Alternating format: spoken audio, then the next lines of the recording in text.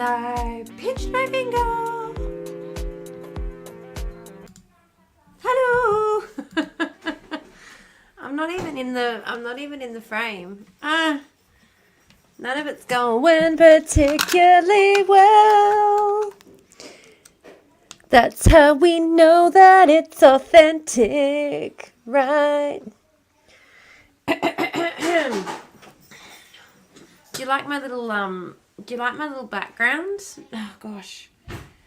Do you like my little Gotta like my little dancing philosopher heads, hey? Come on. Gotta tell me, you can't tell me you don't love the little dancing philosopher. You can come into here, that's alright. Just don't look too far over. Thank you. Thank you. I got my little dancing little philosopher heads. I feel this is temporary. I got a whole new setup coming, guys. I got exciting stuff happening and I wanted to tell you all about it. But that is why I wanted to come on tonight, because it's exciting. We got exciting stuff happening. Hello, hello. Hello, hello. All of the good combos happening over on the place where the other conversation happens. Where the fun conversation happens. Yeah, good morning. Oh, is it? I'm under a blanket. I'm going to admit I'm not particularly warm at the moment. I'm under a blanket. I feel nice and toasty. Now, we got a couple of exciting things happening at the moment. I'm working on a new project and I wanted to come on here and tease it a little bit because I'm a little bit excited about it. I'm a little bit excited. So you know how most of you all have been telling me that I should start a podcast? Decided I'm going to finally get around to doing it. Come here, reach what you can. Excellent. Well, I mean, that's the screen I'm looking at. That's the screen. And I keep popping out a screen on my phone. I'm like, oh, that's right. The only reason the phone's really there is so that I don't use it when I'm supposed to be working. Because I'm trying to learn. And if anybody knows anything about it, you can help me. I'm learning a whole new system because I've been using OBS and I'm moving over to Streamlabs to stream from because it just seems like everything's more integrated over there. You can let me know if that's correct or not, or if this is like I'm just daydreaming. Also, can I just say, there's a couple of accounts that I have seen recently that are like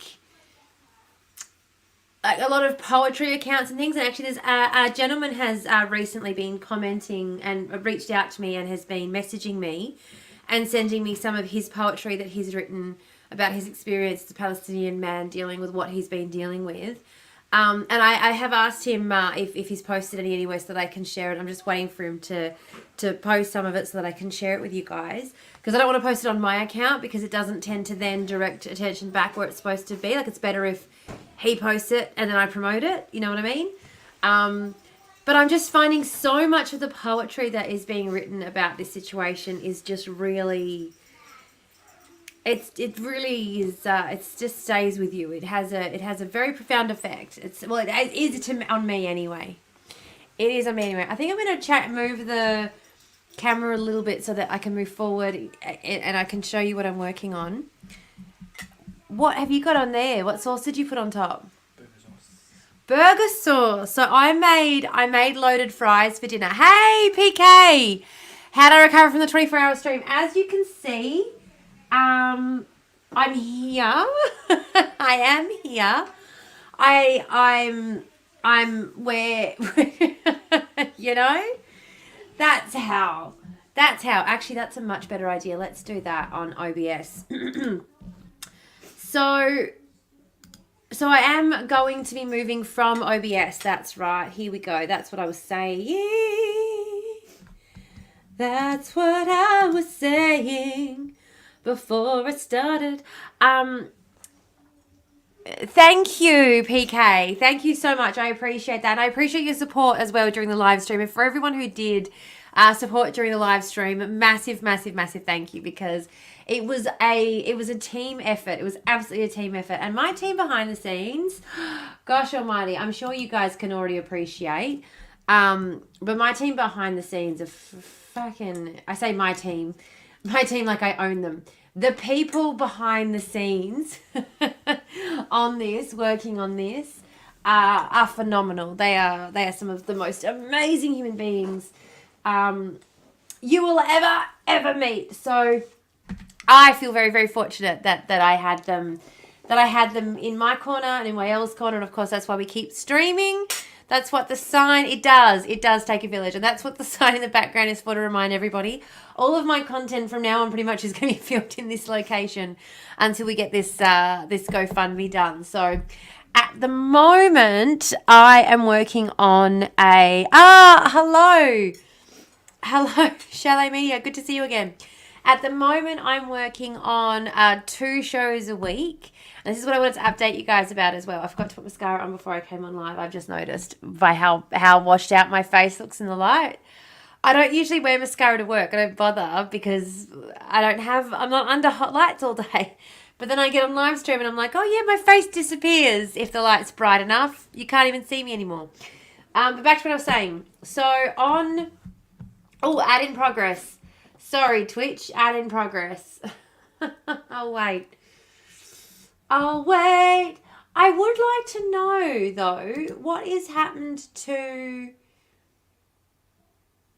I mean, I do feel like everyone's sort of hibernating a little bit in the void at the moment. We did have a very big weekend. I wouldn't know makeup ain't my area. No, it's just the light. You can just see when the light hits you. It's like, oh, that's right. I cease to exist if I don't have makeup on and the lights are on. I cease to exist. I become one with the wall behind me. You're still wrecked. Absolutely. I can understand that. I can absolutely understand that. I'm just going to put a fill light in that back corner, I think, as well. And this is why as well, over on the Twitch, you could probably see, what was I saying? I'm moving from OBS. What else was I saying before I got distracted again? Happens so easily. What else was I saying? Can you remember? Pepsi friend? Mm-hmm. That's your nickname so that I don't dox you. Pepsi friend. OBS. Was that what I was talking about? OBS? The background, where you're sitting. Yeah, I'm going to stay here until we get the thing filled. Oh, that's right. 2 shows a week. 2 new shows a week. So, that's right. Thank you, PK. Appreciate you. Yes, thank you. Hey, Ames, or could have done it without you. You did so fucking well. Lipstick Sheep is the absolute fucking boss. And now is officially the producer for all of the shows in the Void. And so, as such, please, everyone know, all future payments to the Void are going to be going towards trying to afford to pay my producer, because they are worth their weight in gold, and I can't afford them. But I'm going to try. Try. Stop it. Like I said, I'm just the talent. And we all know how useful the talent is. You imagine all the people. Yeah. We don't really need the talent. Anyone can do that. It's fine. Producer, you're in big time. Yeah, absolutely. I'll take Rick and Morty merch. Absolutely. Did you guys see what my kids got me for my birthday? I bet I didn't show you. Sorry. We're back from ads. Fantastic. Did I show you guys what my kids got me for my birthday? Can you... Oops, I'm trying to remember... Can you see that on there? I know it's reflecting the camera back at me. It's a fucking... Oh, yeah, bitches! It's a freaking... I know, how good. So, yes, I'll show them both. There you go. I can't light it on both, though. That's the problem. I can show you guys, but I can't open it and actually show you. I can show the guys on Twitch. That's the exciting thing. I can actually show it off properly to you guys. But But what was I saying? 2 shows. That's right. So we've got 2 shows happening. So we're going to have The Void After Dark is going to remain The Void After Dark. Don't stress.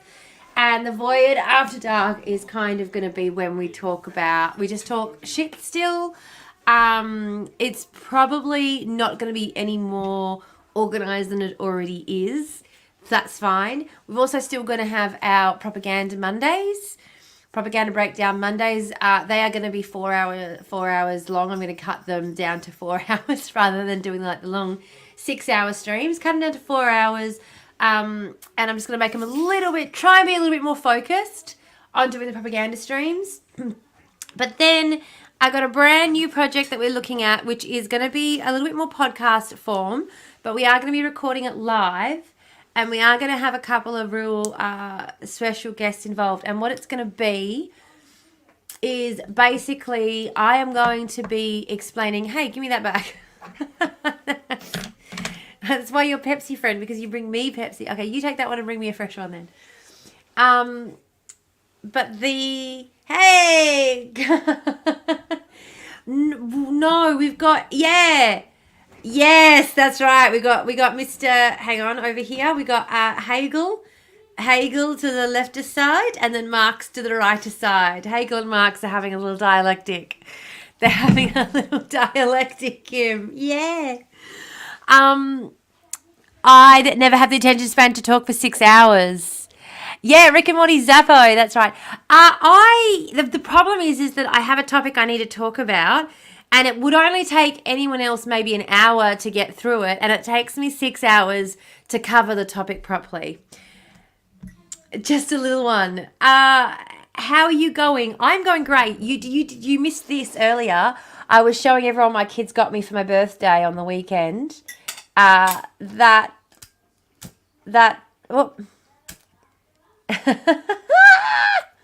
How flippin' cool is that?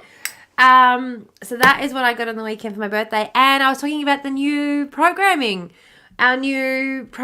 So we're still going to have The Void After Dark on a Wednesday, but we're also going to have another program that's going to come out. So on Fridays, I'm going to be, rather than live streaming all day, we'll still do our live stream in the morning for a couple of hours where we will do the news for the week of wraparound. Then we're also going to be live streaming on another platform for the podcast. It's going to be on a separate platform. I'm not going to stream it through The Void. I will also stream to The Void. I'm going to log in and stream it to The Void. Don't get me wrong. But the reason I'm doing that is going to sound... that's clever. I was looking at the plain ones of those yesterday. Yeah, and I have already had to refill it like 3 times. I got it on Saturday and I've had to refill it. I've had to refill it 3 times since then. Thank you very much. Yes. So we are also going to be doing a new podcast, which is going to be released as a podcast where the podcasts are released. And basically it's my favorite thing. I am going to be talking to people who are much more intelligent and much funnier than I am about a really absurd thing that actually happened in Australia in our political/legal system. They are the best fidget toy known to mankind. I know. Are they not? Like, this is why I keep having to refill it though. This is why I have to keep having to refill it, because it is the best fidget toy known to mankind. And I keep using it because it's very, very useful. But yeah, the other program is going to be on a Friday, and we're going to have a podcast as well. So we are going to live stream the filming of the podcast, but then it is going to be released where all the podcasts are released as a podcast. You know, it'll live stream on Twitch, but on YouTube and everywhere else, it'll be edited as a podcast. And it's going to be me explaining a really weird, obscure fact of Australia. So you know how everyone was just like, what the hell? I cannot believe Scott Morrison swore himself in as like 6 different ministerial positions. Stuff like that. Because shit like that has happened so many times throughout our Australian political history. like when I tell you that some of the when I explain some of the shit that's happened, because if it's written down in a history book, they can frame it in such a way where it's like, oh, you know, there was some disagreement about the way this or the other was handled. Eventually an accord was reached. And it's like, no, this guy had more money than this guy, and so he bullied him into doing what he fucking wanted. Like, if we actually looked at it through the lens of what was happening at the time, with a modern understanding of the way propaganda works, and we can break down, then maybe we can start to get people to realize that our politicians are not this amazing be all and end all that we should. Hey, Streamlabs popping up. Excellent. Okay, so I wanted to check that was going to work. Rightio. So I moved all of my stuff from StreamYard. No, not StreamYard. Sorry, these programs are all called the same thing. So Stream Elements. I moved everything from Stream Elements to basically I'm sorting it all out in the back end. It's all going to be very exciting. But this Friday, I'm hoping this Friday is going to be the first episode. So we'll be streaming for a couple of hours in the morning, and I'll be doing the weekly news as per normal. But then in the afternoon, we'll be doing the, or like later in the day, maybe, you know, we'll see how it times up with people. With the guests that we have coming on, we'll be doing the episode. So I'm excited. We'll see. Yeah, I think it's going to be great. Yep, from Stream Elements to Streamlabs. Yes, thank you, Kim. God almighty. Brain, you got in my brain. Oh, damn it. People like this were supposed to be blocked. Pedro Martinez, you were supposed to be blocked. That was one of the reasons. Or did I not turn on? Maybe I didn't turn on the chat bot yet over there. That will be a good listen. Thank you. Oh, hello. Louise, I did get your email. I promise I did get your email. I am sending it through. I promise. I haven't forgotten. I honestly, do I still look tired from the live stream? I still feel tired from the live stream. But yeah, so I've been getting all of this set up and getting all of this working, and thank you. And the best part, thank you. You are the best, sis. You're so understanding and so kind. But the best part about it as well, so moving it all over to Streamlabs, I'm very excited about that because it's just gonna be a lot more proficient, I think. But it's also gonna make having guests and things easier. It's gonna make the audio issues and things that I've had easier. Anyway, I've been doing a lot of learning over the last couple of days, and I was up until 4 a.m., guys. I was up until 4 a.m. fiddling around on this motherfucking thing, because that's how psyched I am. So if, now I am actually going to set up, I should do that right now before I forget. Now, we actually have an email address for the podcast already. So we have an email address for the podcast. And if you have any tidbits, any funny, whatever that you want to send through, then send it to 2girls1garbagecan@gmail.com, and it's number 2 and a number 1. Now, the reason... Oh, sugar. Okay, I got to remember. That payout is expected to arrive today. Okay, so I've got to remember to pass that over. So the payments are expected to come through today from my Ko-fi for the fundraiser that we did on Saturday. So should I do that on the live? I'll check and see. Not as tired as you look during the live. Thank you. Yeah, I definitely felt very tired during that live as well. And I will also say, I know I keep shouting them out, how good does my skin want to look now, though? After the live, I have been doing, so I'm not at all being promoted by them whatsoever. But I've been using the Alpha H new face oil stuff on my skin, and the moisture. Oh my goodness, my skin is so much plumper. I'm so much happier. I'm so much happier with it than I was even before the live. And that was one thing I was really stressing about, because my skin, whenever I'm stressed or even like a little bit tired, my skin shows it so quickly. It's like it's screaming. It's screaming. Oh no. No worries, PK. Take care of that sick kiddo. I hope they feel better soon. That absolutely sucks. So, yeah, any 2 girls, 1 garbage can, the 2 and the 1 are numbers for any funny, hello TJ, welcome. Any funny stories, any like bizarre things that you've heard about in Australian politics and Australian history that you want us to talk about. I've already got like the first 3 or 4 sorted, like written, because I was planning on doing videos on them. And then I was like, I need to be telling someone this. Like I can't sit in my lounge room and just say this to a camera. I need to be talking to someone. I need to be telling someone this shit.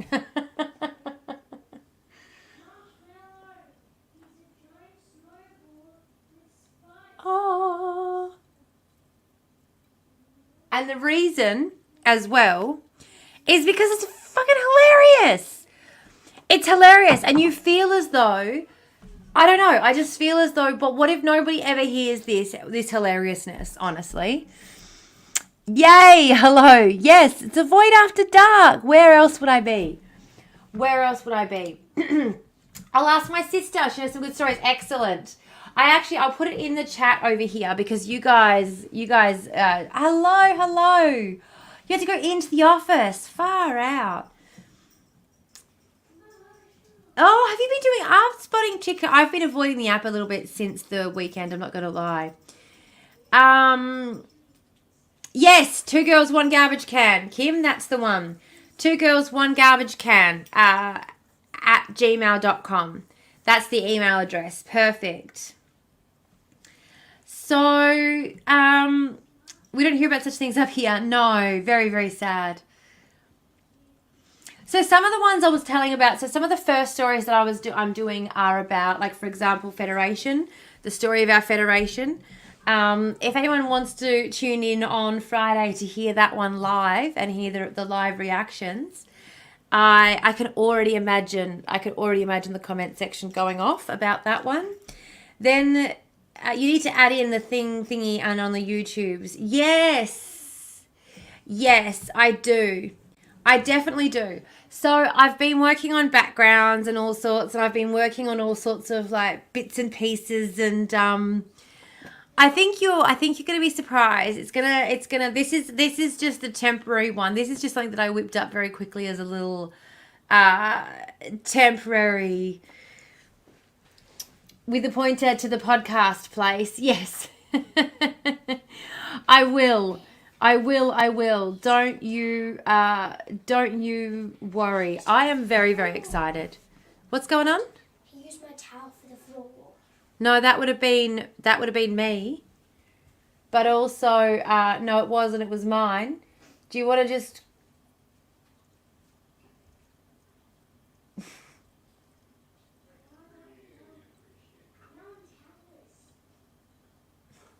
Getting yelled at. Ain't that fun? Yay!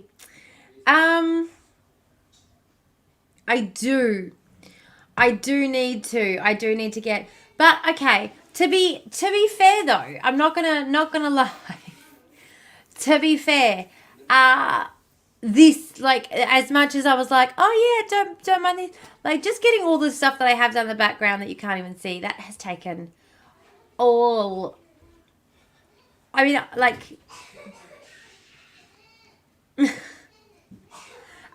my small person walked in and said, that looks like you, and then we had to discuss old communists and beers. Yes. I was talking to my my mum, who is still a member of the cult, the other day, and I should say to any cult members who might be watching, who might judge my mother, she does never ever speaks to me unless she's trying to convince me to come back. So she was talking to me the other day about how how, they've really loosened up, because one of the things I used to say to her was they're just far too restrictive on people's personal expression. Why on earth create us? You believe in this God who created us. Why create us with all of this desire to express ourselves and to do all these amazing things, and then punish us for doing them? Like, how dare you dance? How dare you, wear this? How dare you make that? Like, especially because I used to make a lot of my own clothing, and I'd get punished for the way a lot of it would look on me after the fact. And I'm like, but it's artwork, an expression of my art. But anyway, so she likes to talk to me a lot about how wonderful and how progressive the cult have become. And she was talking to me the other day about how everyone's wearing beards now. And I was like, yeah, great. Awesome.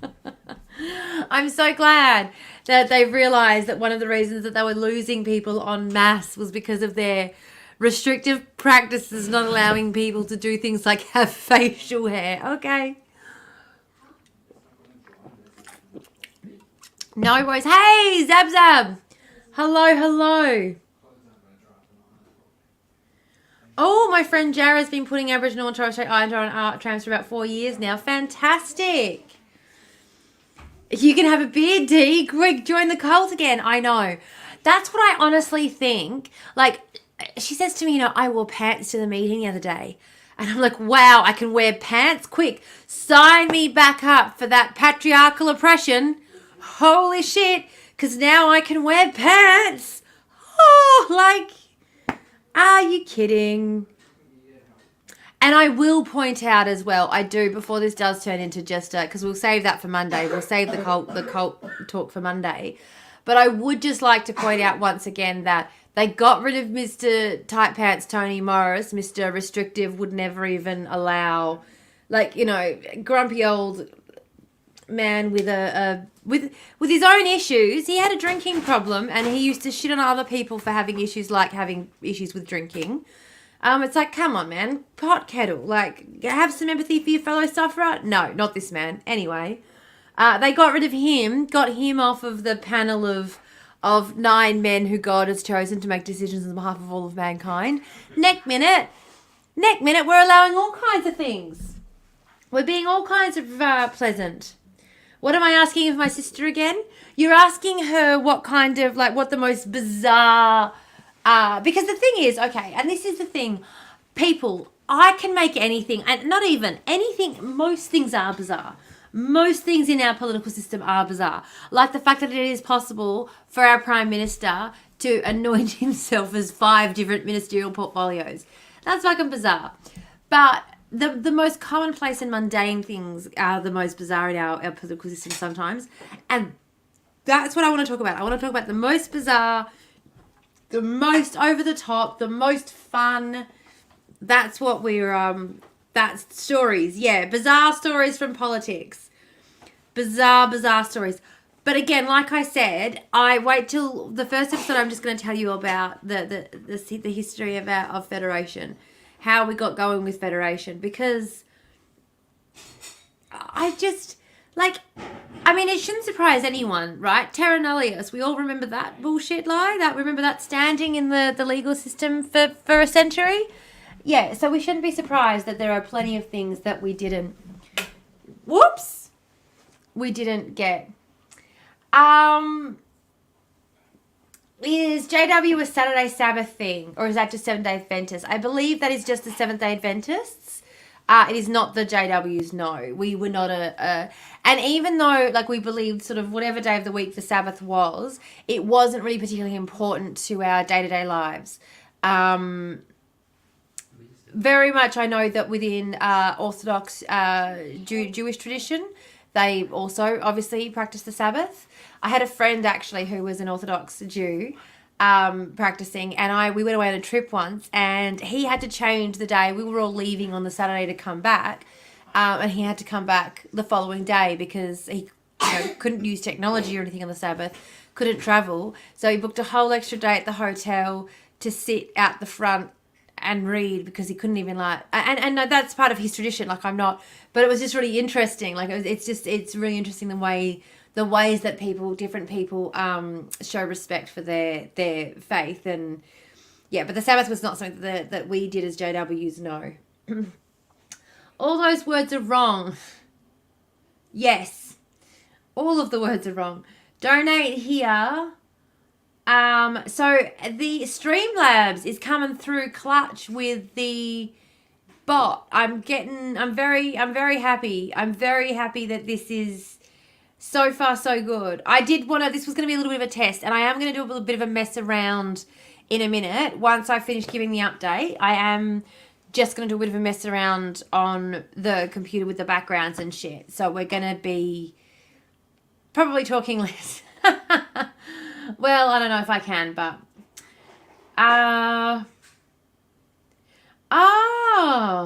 seventh day cult training meetup on a Saturday. Yeah, message sent to your sister. So, and like I said, there are plenty of stories. The first episode is going to be about how the real story of Federation, how Federation started with a toddler tantrum. The next one that we're going to talk about is going to be that time that the Australian government had to be sued in allowing people to have their basic human rights. That's going to be a fun one. Then we're going to have a couple of schisms. We're going to do the schism special. We're going to have the schism, the schism special, where we're going to talk about some schisms. I just like saying that word, to be honest. The whole reason I wanted to even start this podcast was so that I could talk about the schisms. And I know that there are a million fucking podcasts out there already. I am not at all, but I just really want people to understand how not serious politics is. People really need to understand how not serious politics is. You would think that Donald Trump would have taught them, but no. People, like Ben Shapiro says shit like the quiet dignity and gentility of our founding fathers. And I'm just like, our founding fathers had a massive fucking tantrum. And they were all like, well, I'm not coming if you invite Stephen. Well, I'm not coming if Bradley's in charge. Like, that was literally how they got founded. But okay, cool. Let's talk about the quiet gentility of the old dudes who, didn't have the benefit of self-care. And podcasting is the best thing ever. I agree. And I also think that it's one of those things where one of the things that the live stream taught me is I do have one skill. I have one skill, and that is that I can talk to anyone about anything. Whether I remember when I was at uni and I did a unit, and when we finished the unit, I got a high distinction. Did I get a high distinction or a distinction? I can't remember. I think it was a distinction. I don't think I managed to get a high distinction. I think it was a distinction. And I said to the tutor, I have no idea. I don't even understand what I did. And she was like, you did what you were supposed to, because it was a unit in, it was a science-based unit.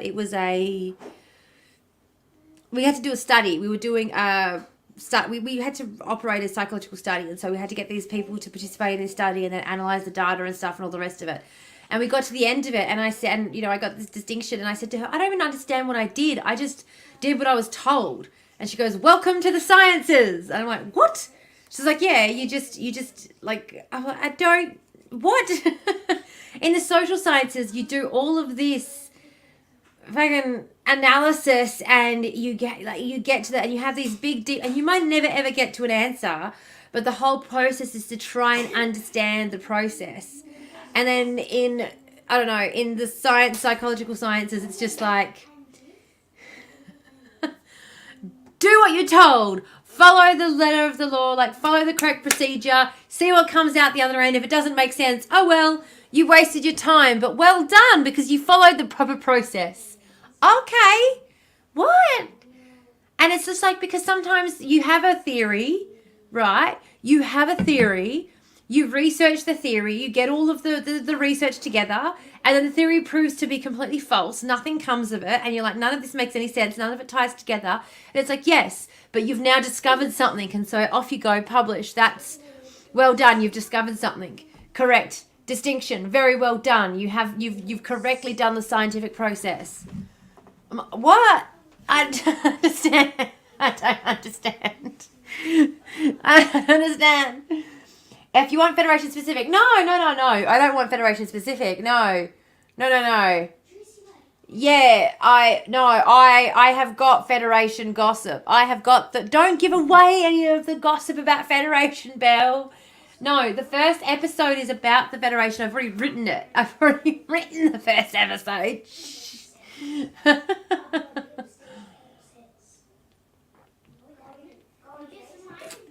Yeah, because you found the not answer. I get that, but I'm just like, I don't understand. I don't know. It just, to me, again, because math, right? Math, you do the process and you get to the right answer, and that's how you know you did it right. So for me to be like, we got to the end, and also I think because so much of the social sciences, and this is why I think it gets a bit backwards sometimes, so much of the social sciences is examining, talking. So much of it is like analyzing and then being like, wonder why this thing happens. Perhaps it's this reason. Like, based on all of this evidence that I've accumulated, I think this. And that's the end of the process. Do you know what I mean? That's the end of the process. The end of the process is the theory in the social sciences in a lot of ways. So I just found that very, very interesting. But again, the TISM came in handy because with the aid of the TISM, I was able to just do what I was told and get the job done. It wasn't, yeah, the disprove is just as important, which I do get. But at the same time, I was just like, but why? Because when I was going through the process, the whole theory and everything was come up with as a class, and the whole way through, the whole process, the whole time we're going through this whole thing, I'm just going, none of this makes any sense because there's no reason to come up with this theory. There's no reason to come up with this theory. This theory doesn't make any sense to me. There's no reason to come up with this theory. It doesn't make any fucking sense. Do you know what I mean? Yeah, TISM is one of Australia's best bands. Yes. I got told today I was showing a fair bit of neurodivergence. The amount of people in my life who come out as neurodivergent and are shocked to hear that I'm just like, did we not know? Well, I'm sorry, were we not aware? Hey, Kellyanne, welcome. We are we're having good times over on the Twitcher-doo-doo-roo. Hey, what's up, Ed? Have you actually heard TISM? I have not actually heard TISM. No, I have not heard TISM. I thought that was us. I thought we were the band TISM. It's our favourite dog whistler. Oh, Kim, quick, chuck them in the Discord. Put them in the Discord. Quick, all of the links to TISM.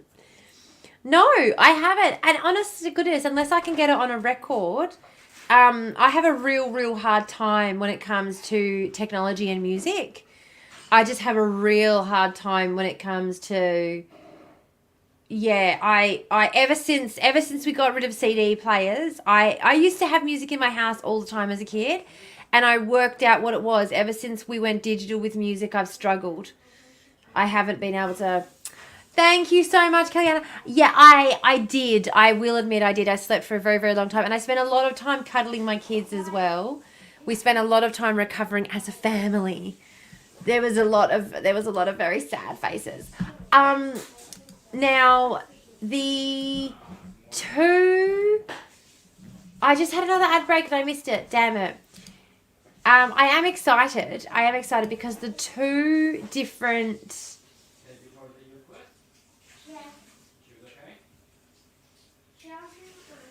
The two different programs that I've got... I'm just going to turn this down because I'm worried that you can hear... I'm worried you can hear my children. I'm alive. Barely. But I am alive. Yes, we survived. I'm alive. Two choices. I get decision paralysis for music. Yeah. I'm the same. And so I've got my crate of music my records, and I just listen to those now. If someone sends me something, I will give it a listen, but there's nowhere for me to add it to. I have like a YouTube music account for when I'm driving, for when I'm going on my big long drives up to the city and stuff. And that's because it came free with the YouTube Premium, which I got so that I could download podcasts and stuff and listen to it on there. Which I should just go back to Apple Music and get. Actually, that's what I'm going to do. I'm going to go back to Apple Music. I'm going to go back to podcasts. Apple Podcasts. Came home from a Greens Forum. How did the Greens Forum go? Ooh. Yay. Yeah, I know you could hear my children. I can hear my children too. Very loud. Yes. I see, this is the thing too. With the this background, do you like it? It's just a bit of fun. It's a bit of a fun transitional background. But while I was making it, I was on a vibe and I was like, yeah, this is what I'm going to do, this is what we'll do. And then when I got done with it, I was like, actually, I'm changing again completely and we're going pastel colours. I didn't want to do nothing exciting. That doesn't sound like you. Mr. Bigot at 88. Doesn't sound like you at all. What do we think of my new little alert? I know these are popping up a little bit too frequently at the moment. I have to work on the timing. But what do we think of this one that's popped up? We're fundraising. And yes, times are tough. So it's just got the link there so that you can post it. It was on housing, so I already know their points. I also get really frustrated with the Greens messaging around housing because they seem to think they're the only ones who have anything to say on the matter. And they just, like, for example, when I was talking about specifically running a Housing First campaign, I had 3 different people who were friends of mine in the Greens all actively try and shut me down and shoot me down because they were just so fucking worried. And do you like the orange, by the way? I'm pulling in my progressive colours. This is the progressive colour, isn't it? Have I got my... I am also wearing green because these are my 2 colours. These are the colours that work for me. Whenever anyone does their skin tone analysis, I'm just like, I got green and I got orange and all my clothes fit in those shade range. Orange is for Auntie Pauline. What's the progressives colour? Shit, I thought progressives were orange. She's bright orange though. This is burnt orange. It's different. Don't. I love how purple. Purple. Oh, all my shit's purple. That's cool. All my shit's purple. That works. Though you do know the anti-vaxxers were purple too. So we really have to try and claim that one back. We're going to have to claw that one back from them. Hard. Which we will do. It'll be fine. By the way, Ed, I've had a couple of different members of the Greens all reach out begging me not to run in the upcoming state election for the progressives. I was like, don't stress, I'm not gonna run in the state election. Don't worry. That's just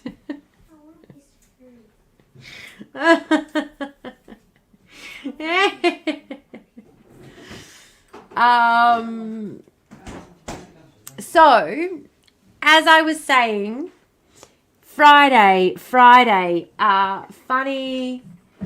punching people in the assholes. Burn it all down. That's what I reckon.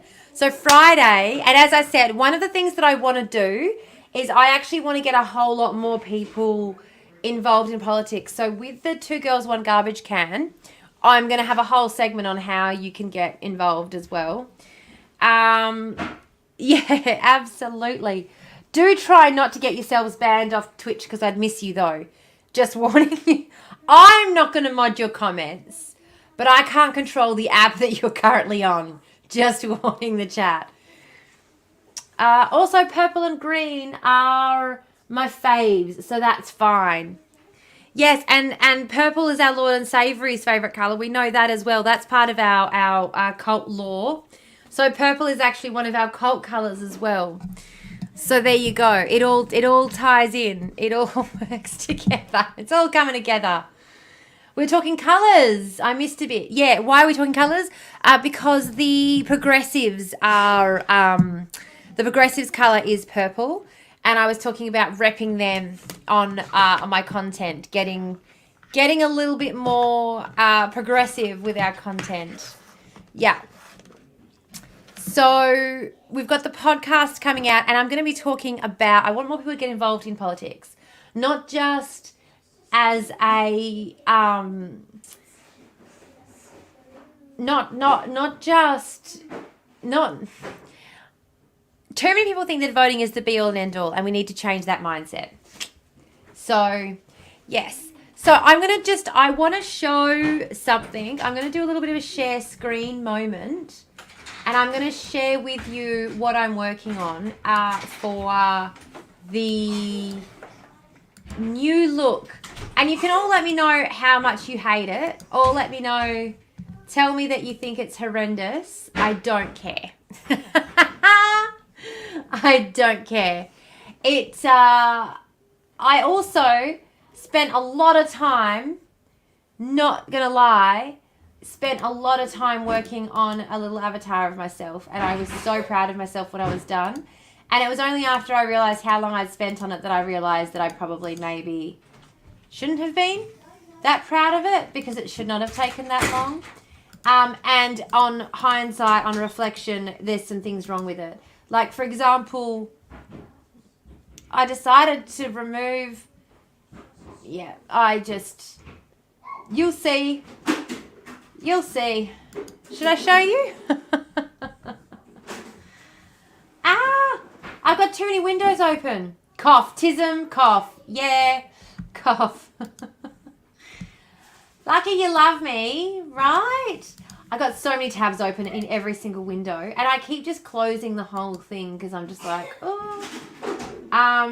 Close all of these down though, because they're all Stream Elements, and I'm no longer on Stream Elements.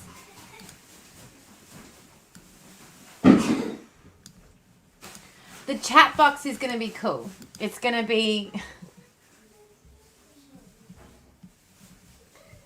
Oh.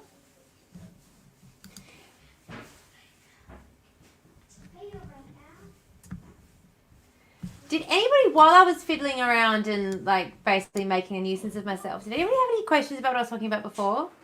Dude, I cried at the mere thought of seeing you. Aww. You're so lovely. I saved and closed all mine yesterday, and it took me half of the morning. Yeah. It's not the easiest. It's not the easiest. Absolutely not. 100% see you. 100% agree. I've also turned off my view thing. I don't need a... Whoops. Alright, perfect. I honestly, I'm so excited at the thought of seeing you, but I also just feel like, I don't know, I'm weird in the, my brain's just like, okay. What were you talking about earlier? I might have questions. I don't know. Oh, what was I talking about earlier? And again, the chat's not always coming through. The chat is not coming through today. It's very annoying. I've got a couple new shows. We're doing a couple of shows. We're getting a little bit more organised in terms of the programming on The Void. So we have got our Monday Apostate Propaganda Mondays. We've got The Void After Dark on Wednesdays. And then on Fridays, we're now going to split it into 2 shows. And we're going to try and keep it a little bit more... We're going to try and keep it a little bit more focused than we have been. So the first one is still going to be on The Void, talking about the news of the week. And then after that, we're switching over to 2 Girls, 1 Garbage Can.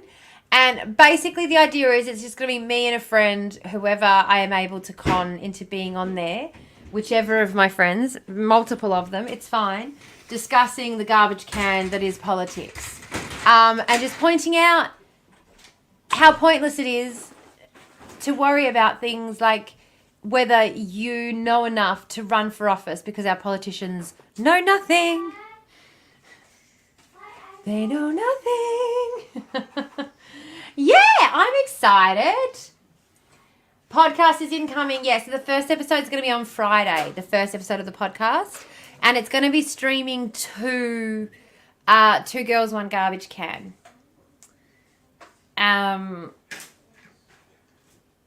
Which is, yes, very exciting. You've been having these conversations recently too. There you go. I'm excited to hear that. The more I hear about from people in the void who've been having conversations about how more everyday people should run for office, the more excited I get. Because to me, that says that people are actually getting involved in politics. The right kind of people too. And I don't mean that in the racist way that, you know, I mean the right kind of people as in people with progressive values are getting involved in politics, and I love to see it. Because so often those with progressive values feel as though they are not qualified. And that is the problem. Not recorded though, how I use my brain for good. Yeah, that's so great. Yeah, exactly. They're all just rich bastards, just raised and taught that this is their place in life and it's their right. Exactly. They honestly still believe in the divine right of kings. The politicians, the people we have running this country still believe in the divine right of kings. They just believe that they're the kings. They just think that rather than choosing by bloodline now, they get chosen by, if they get granted all the good things they think they deserve in life, then it means that they're chosen by God. Well, hello, Juzzy Wuzzy Fuzzy. How are we? I want to write an educational script for an intro to our political system. Oh, Ed, I might have already done that. That's another project that I'm working on the side that I can't tell you about, but that's okay. Oh, that has done some damage. I dropped my mic the other day. I'm going to show it to you. Can you see it?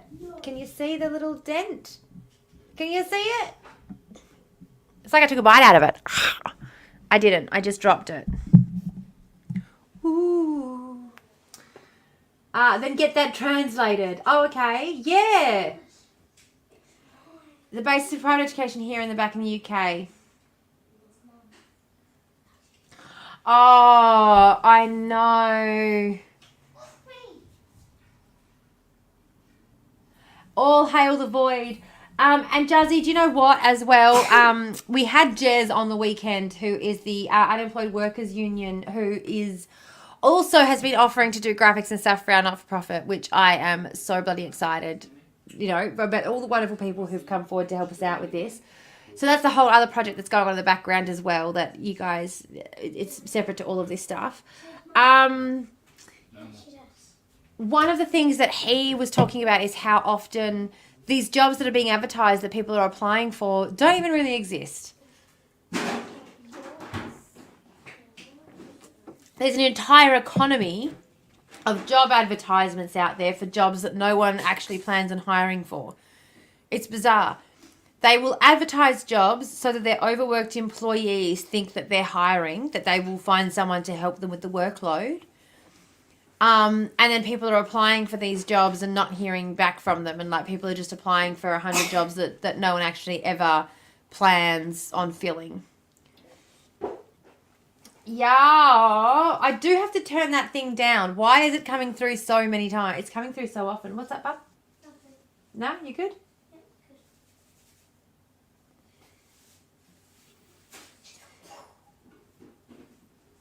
good. Thunderbirds are coming out to the Discord. Hey! Now, that's right. I was going to give you guys a little bit of a sneak peek. Now, I will let you all know as well that I am very, very sensitive, so I will cry if you say anything mean to me. No, I'm lying. I'm joking. I literally... Can you imagine? Can you imagine existing on the internet and just being like, don't say anything mean to me or I'll cry? Basically just begging to get bullied. And I don't mean that people should do it. I'm not saying that people should do it or that that's what should happen. I just mean that that is what does happen. The minute you, in any way, shape or form, show any kind of soft underbelly, they're just like, oh, all right. Good vibes, good times, it's amazing. Oh, why are you crying? No crying. No one's allowed to cry. What? Oh, I mean, you are allowed to cry. I shouldn't say that. That sounded toxic, didn't it? I give you cuddles. It keeps that reserve workforce that we're also talking about. Yeah, exactly. It keeps us busy. And you know, the other thing is, the only thing I can say, honestly, is, hey, at least it helps out those guys who have to apply for 100 fucking jobs a week for their mutual obligations.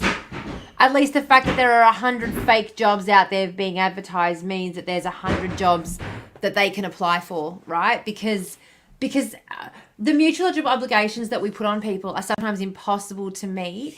The town where I live, there's not that many jobs going. For every person on mutual obligations, you'd have to apply for every single job available. Every single one of them would have to apply for every single job available in town every single week to meet their mutual obligations. What's up, dude? All right, you know not to come past that mark there, don't you? The carpet, yeah.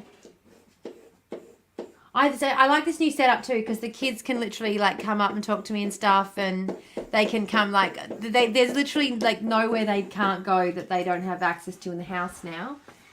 Oh no, your mum was mean. No, that's not nice. Oh my goodness, I bawl my eyes out whenever my mum's mean to me. And she's the meanest. I say that like, no, she's not. But when your mum is mean, it does feel like it's the meanest. Has everyone seen the stink in Canada about the electric vehicle truck development roars? The company is meant to be assessing the grant applications with selling access to winning the grants. Oh my goodness. And the opposition was like, what the hell? And the primary party was trying to sweep it under the carpet. So this is the thing as well, a lot of people don't realise is how hard it is. Built up the courage to ask my rich-ass grandpa for money to fix my car. My mum finally let slip she's not happy about it because I don't work, so why should I get money? Are you kidding? Oh, no. No. Do you know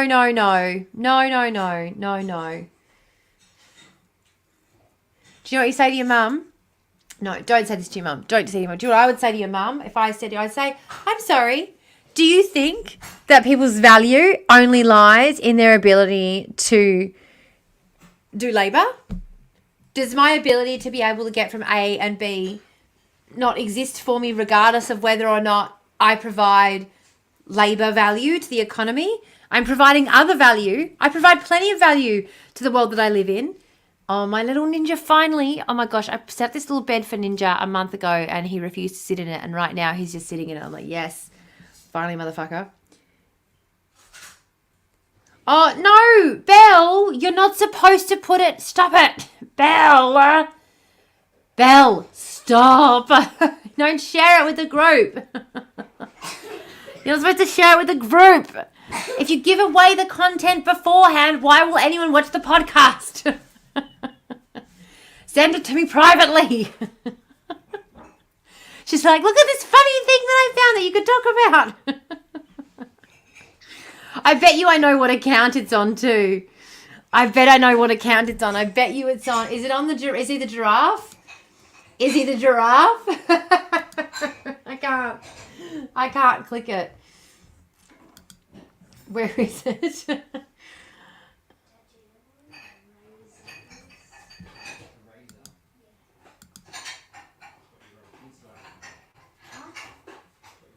Oh, silly thing. What's going on?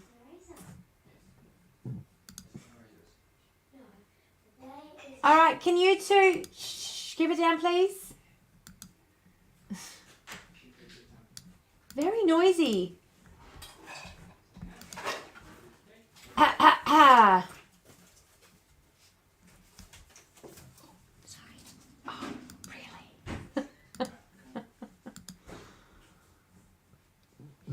I've lost my page. I've lost you guys. There it is. Nope, it's still lost.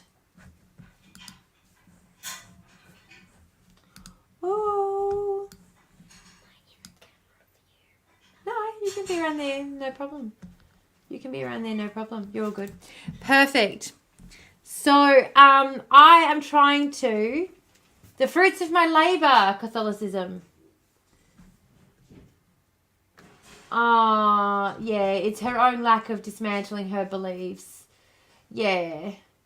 And it sucks as well, Kalliana. It sucks that you're having to deal with that. And this is the thing I always think. Whatever anyone...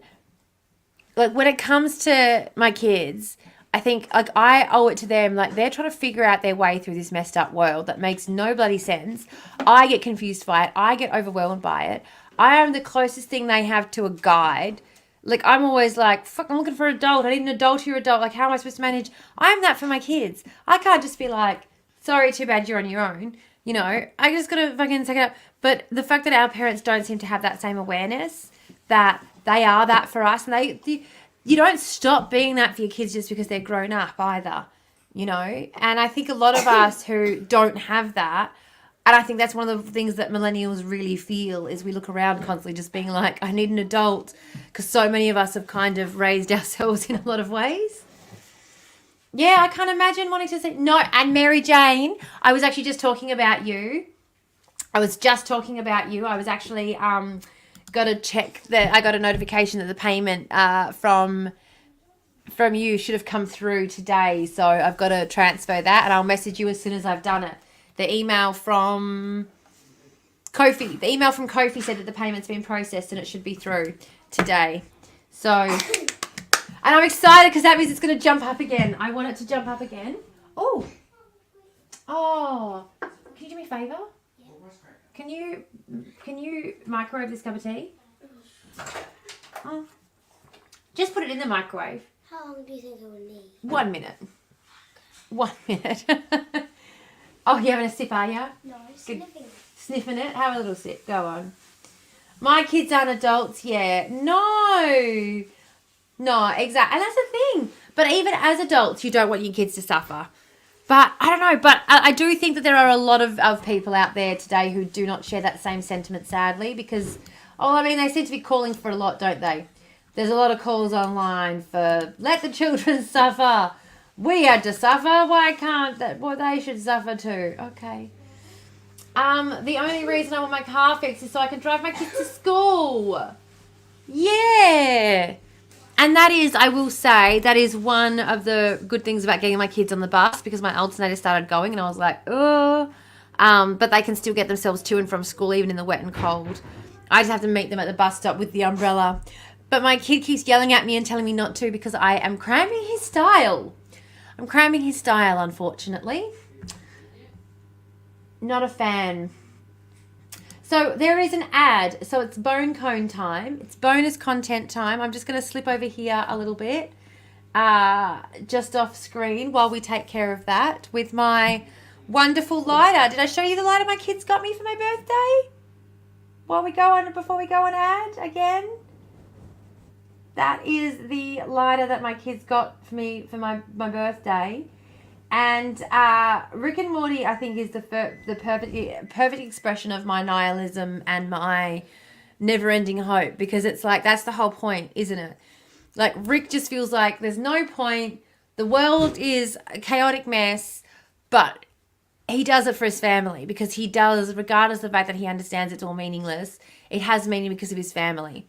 So I feel like, anyway, Rick Sanchez is a pretty good... He's not in any way, shape or form like a hero. He's not in any way, shape or form a hero. But it's just that thing that even the most nihilistic person can find meaning with their loved ones. That's what it is. It's that hopeful, that tinge of hopefulness. Is that empty? Oh, that makes me sad. My Pepsi friend also just cleans up after me. I need to start paying them. When I start making money from this shit, I'll start paying them. After I can afford, look at, oh, I'm so excited. After I can afford a producer, then I'm going to start paying a cleaner. Ad starting. Okay, bone cone time. And then maybe after bone cone time, I can show you what I'm working on. I can show you guys what I'm working on. Possibly. Off screen. You don't know what's happening. It's happening off screen. I have a rock with googly eyes to remind me of this. Ah. How far do I have to lean to be out of the shot?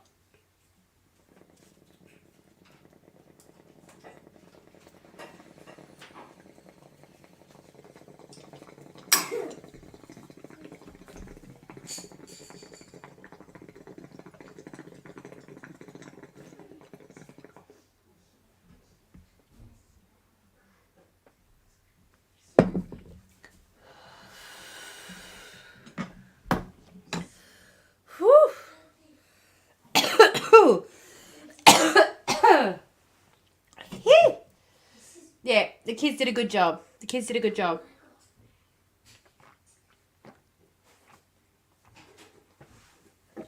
Oh. Now though, allergies. Ready? The allergies are going to start.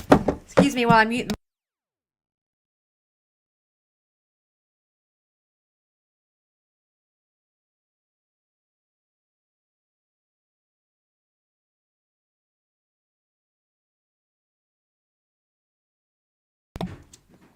Oh. Excellent. Wonderful. Amazing.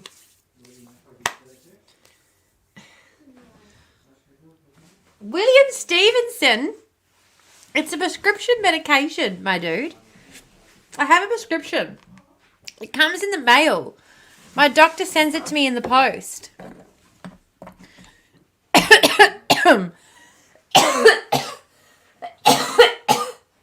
And this is also just part of the vibe around here. So if it's not your vibe, maybe don't hang around.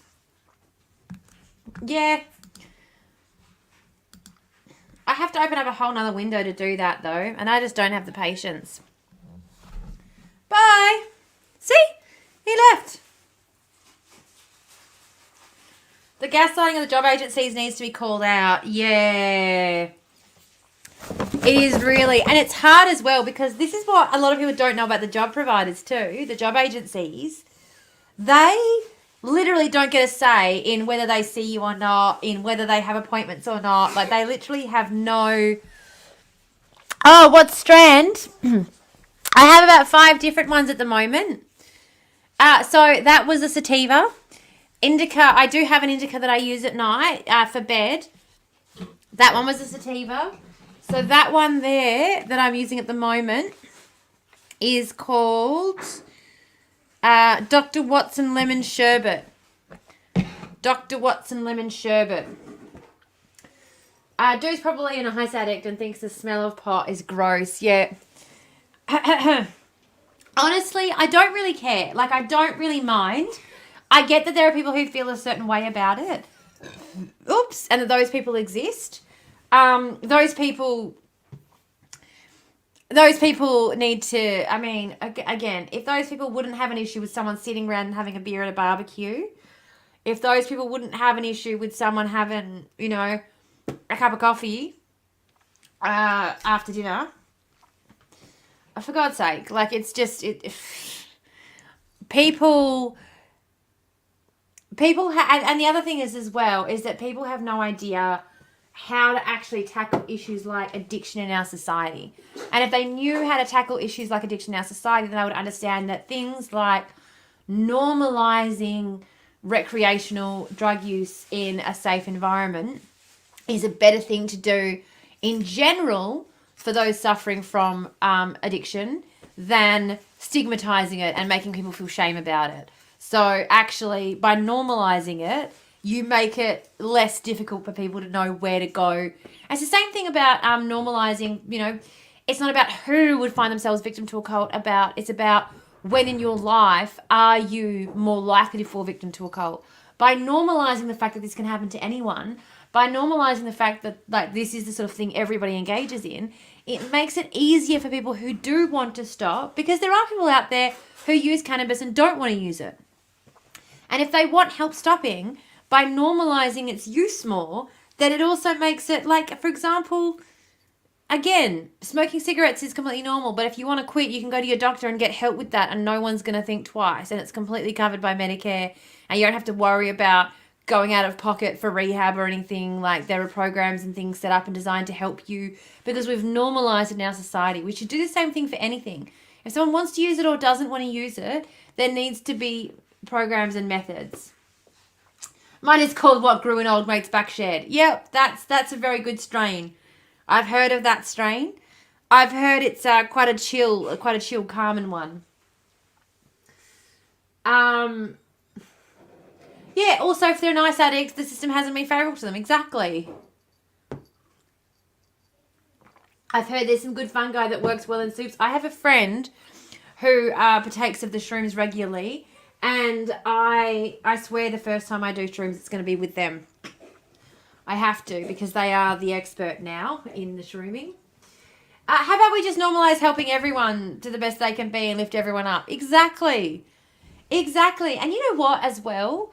But also normalise the fact that sometimes, like, this is one of the things that I think we really need to get our heads around mental health and things like depression, for example. Because even though we're like, yeah, let's talk about depression, let's talk about how we can't get out of bed, let's talk about, it's like what we need to also do is normalize the fact that it's okay that you can't get out of bed or that you're just going to sit on the couch for a month. Like, we need to normalize and take the shame and stigma out of that, because having shame and stigma around your inability to get up and do anything when you're depressed adds a whole extra emotional and mental layer that then further drains and de-energizes you, which makes recovery even harder. So for me, and that's one of the things that I said to my psych, I just decided as part of my recovery that I was just going to 100% accept that there would be periods of time where I would not be able to get off the couch, and I was not going to beat myself up about it. And by doing that, I have found, like, for example, today I've had a couple of really hard days. After the live stream, I had a bit of a, well, actually leading up to the live stream, I was in a bit of a, I don't want to get off the couch funk. This is really, really hard right now. And since then, though, because I've just allowed myself to wallow and not get off the couch, today I got up and I did the dishes. I know that doesn't sound like a lot, but you got no idea. And it's like, I wouldn't have been able to do that already. I wouldn't have been able to turn it around so quickly if I had also spent that week beating myself up. Do you know what I mean? I had to normalize that for myself after my fight flight stopped working. Yeah, absolutely. Oh, fascinating TikToky about how Maslow fucked up his hierarchy and how it was all based on Indigenous commune that did work, but that couldn't sell the study. So he lied through his teeth to get the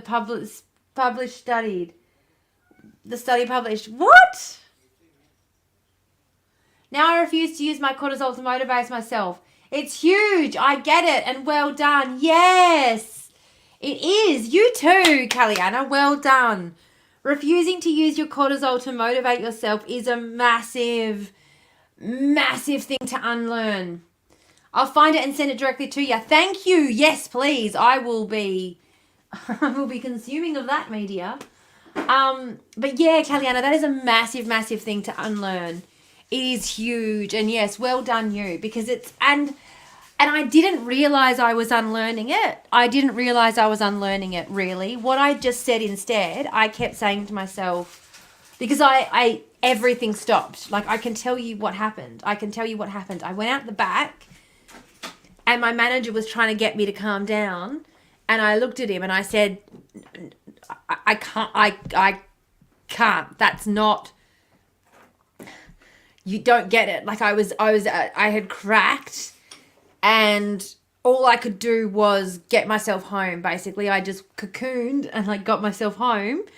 And at the time, I remember saying, like, when I was going through the whole, and it was only afterwards when my psych pointed it out to me. She's like, oh yeah, that's the depressive phase when most people are like beating themselves up because they can't get out of bed.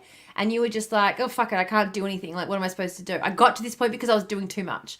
I got to this point because I was carrying the load of like 6 people. So now I'm just going to sit here while other people do everything. And I was just like, it worked. Just like that ego defensive mechanism thing comes into place and you're just like, fuck it. I'm not dealing with this shit anymore. You aren't resting if you're giving yourself shit while you're resting. Exactly. Very, very important. And a very, very hard lesson to learn. Because once again, capitalism wants us to beat ourselves up.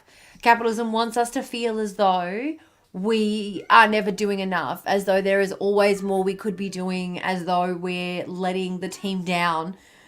And that whole hustle grind culture mindset thing as well, which is why when I was talking about doing this new program, when I was the new podcast that we're going to be doing, I was looking at when I could do it. And one of my friends on the message said, I would like to do it a day I don't have work if possible. These are the days I don't work. And one of them lined up with a day that I already record. And I thought to myself, oh, well, I'm already recording that day. And I just went, yeah. So rather than creating more work for yourself because you already have a big workload, like you've already got these other things going on and you're also trying to get this not-for-profit off the ground on the side, rather than that, why not replace that previous recording day that, yes, you do enjoy doing, but rather than doing it for 6 hours, do it for 2 hours and then record the podcast instead. So, rather than saying no, because for me, I find it really hard to say no. That's always been one of my issues because I feel like I should be able to do more than what I'm currently doing. But that's how you get to burnout. And learning ways that work for you to undo that is important, because it's not going to work for everyone to just be like, oh, fuck it, well, I can't, so too bad. That's not going to work for everybody. They're going to be people who the guilt is going to be too deep in them. But for me, it was just a matter of, well, I physically can't. So what's the point of beating myself up about it? There's nothing I can do about it. I physically can't. What do you want me to do? I can't. There's just nothing to be done. And I fully knew. I think that was the thing. Like, I actually knew that there was nothing I could do. I was completely beyond burnt out. And yet, the truly weird thing is 90% of all work done on capitalism is complete endless drudge for no reason except to destroy the planet. Absolutely. And most of the work that we're doing that is stressful for us, the work that we do helping people, most of it wouldn't need to be done if we weren't forcing those people to do that drudge. If we weren't forcing people to do that drudge, they wouldn't have all of the coping mechanisms that result in them needing to come into hospitals or in for help and treatment, or, reaching out to services for support with their tenancy. And the stressful jobs that deal with the cleanup as a result of the unnecessary jobs. That's the cycle of the economy. That's the real economic cycle. Yeah, that's huge. The acceptance of yourself, knowing it and let it be what it is. Yeah. And I do think it was because, I had been hanging on, like gripping on for so long. And it was also, I think, having someone else recognize it. Like when I went in that afternoon to the psych and she said to me, okay, so you can come in willingly, or it's better if you come in willingly. It's better if you sign yourself in. And then after having been in there for a week and being like, well, no, I'm not the issue. My kids aren't the issue. Like, this is the issue. If I just quit my job, the issue's gone. And having them be like, oh, yep, that's the issue. You're in a toxic workplace. You need to quit your job. That was pretty, helpful as well. That having that feedback when you're working through it, and you're able to have that feedback from people who are separate from the situation, they're on the outside. And I didn't need to tell them everything that was going on. They were like, well, you're here. You've signed yourself in to the psychiatric ward. So things are probably not going well somewhere. We don't really need to know the details, But I definitely think, and that's the other thing as well, why access to mental health treatment is so important, because often having someone else confirm for you that you're in a bad situation, that it's an unhealthy dynamic, or that something needs to change is, that is a vital part of the healing process, and that can help speed things up. It's not just all in my head. Yeah, exactly. It's not just all in my head.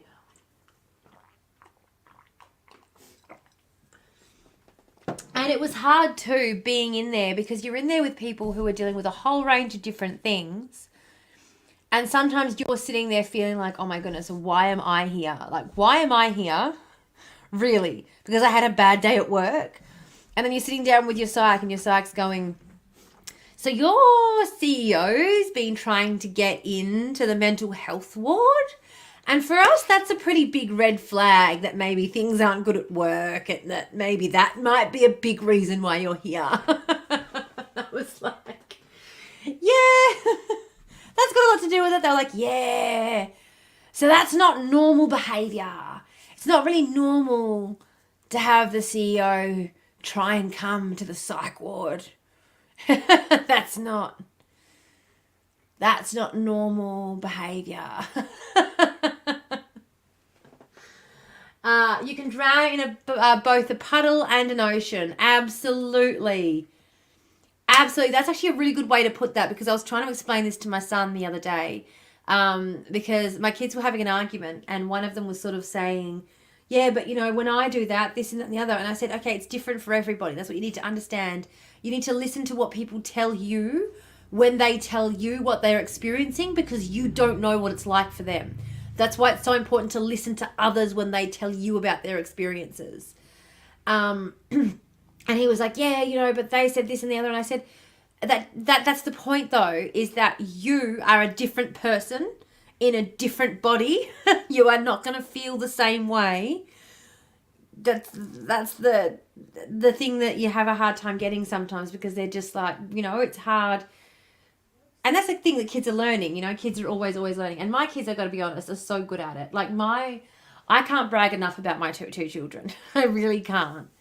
When I tell you, like today, for example, when they got home, I was in the shower and in they march, like particularly the eldest, in they march, all changed, like proudly showing me they'd already done their after school jobs, like, yeah, like, you know. Or I know what I'm about. Got myself home, got myself changed, like just and they love showing off how grown up they are, and they love, you know. My experience was being experienced by others. Oh, I keep getting told by my people that it's all in my head. And I'm like, oh, it was validated by other people on the job site and other employees. But that's the frustrating thing, is that your experience shouldn't need to be experienced by others. Like, for example, you know, I have a kid who has a health condition and they deal with it so well. Oh, actually, did they have their medicine? Yep. Even so grown up, take their medicine. Like, I can't brag enough about my kids. I can't, honest to God. Like, and the little one, can I tell you, they do everything at 110% to the point that they're now just skipping levels. Like, they came home yesterday to tell me that they'd skipped a level in swimming. I'm like, okay, yep, no worries. Just little ADHD and autistic bee. That's what I'll call them. My little ADHD autistic. You know how they say that every ADHD person gets a little autistic companion in couples? And it's true, actually. My ex was ADHD and I'm autistic as fuck. I see it in my kids too. Like, one is a little ADHD, one's autistic, but they match each other so well. And they're so bloody... Anyway, I'll stop bragging about my children now. Jensen Benson. Hi, Jensen Benson. Welcome. We're over on Twitch if you actually want to. Yeah, absolutely, Nameless. Can't overdose. That's a very, very, very good point to make. What was I saying? Why do I need other people to reference my validation? Why couldn't I just be her myself? Yeah, exactly. And that's the thing. So I've got a kid who's got a health condition that they do amazing, amazing work taking care of.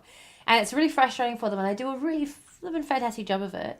But the thing is that if they start telling me that their side hurts, and they start telling me that they think it's, you know, their kidney, I'm not going to dismiss that and say, no, it's probably just a stitch.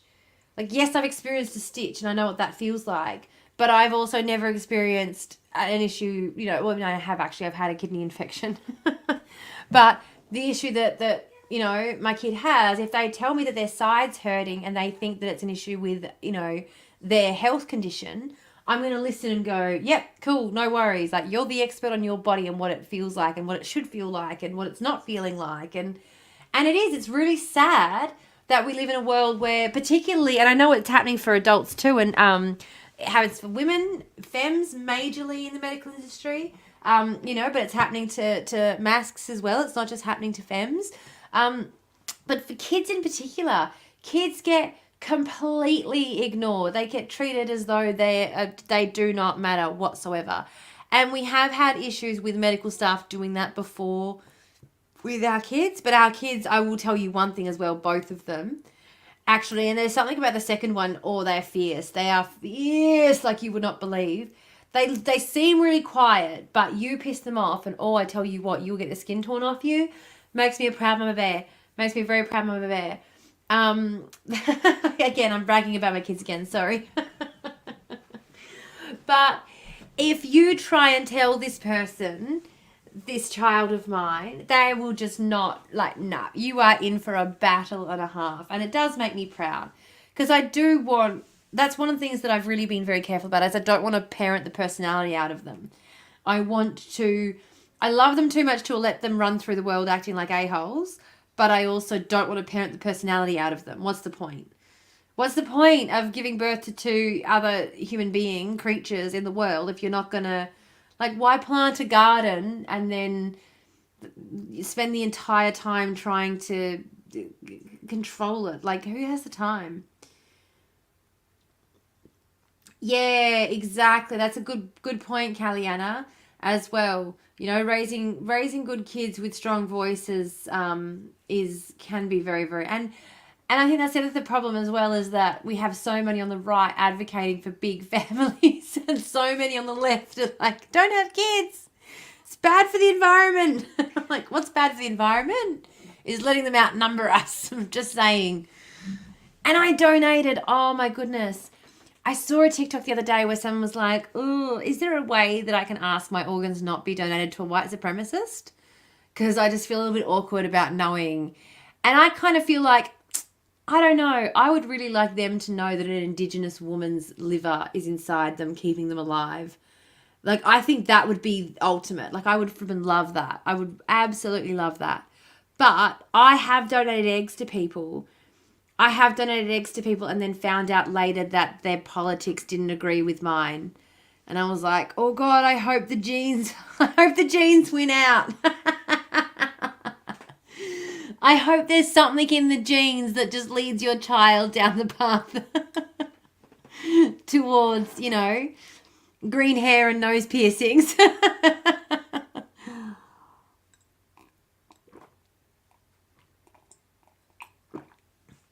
Oh, absolutely. And your kids, the thing is, your kids, if you let them lead the conversations, you don't even need to worry. You let them lead the conversations and just answer their questions as they come up. They ask age-appropriate questions. They ask the questions that affect them. They ask the questions that they need to know that affect their daily lives. And it's funny too, because I've had, some days I'll be talking to my kids and they'll say things to me like, "Hey, Drew, yeah." You can go into medical teaching for full body recycling, contact local uni training morgue.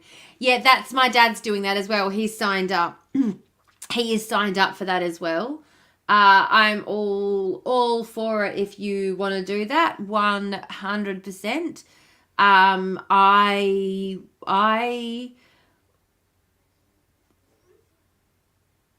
I am an organ donor. I would like for my organs to be used as best they can be. And then please just burn the rest of me. Like, just chuck me in an oven. That's it, done. Cook it away. Because if you do donate your body, they will, won't they? They'll cremate it for you and provide that service. They'll have all your experiences before donation. Yeah, that's what I'm hoping. And I was already a wild, raging leftist before I donated. Your kids will say, hey, Drew. No, what will my kids say, though? What will my kids say? Because my kids, oh, that's right. Like, my kids will come in, and this is how I know that I'm doing the right thing as a parent, right? Because I've got a buffet in the kitchen, and I have a bench, and I've also got the table. And my kids get confused between the three surfaces all of the time, right? They get confused between these three surfaces constantly. They'll go, which one's the bench? Which one's the buffet? Like, I don't understand what you mean. But... they understand how to vote. They know how to vote. They understand the preferential voting system. So they understand what preferential voting is, but they can't tell the difference between a bench and a buffet. So, like, I'm just saying, not all kids need to know.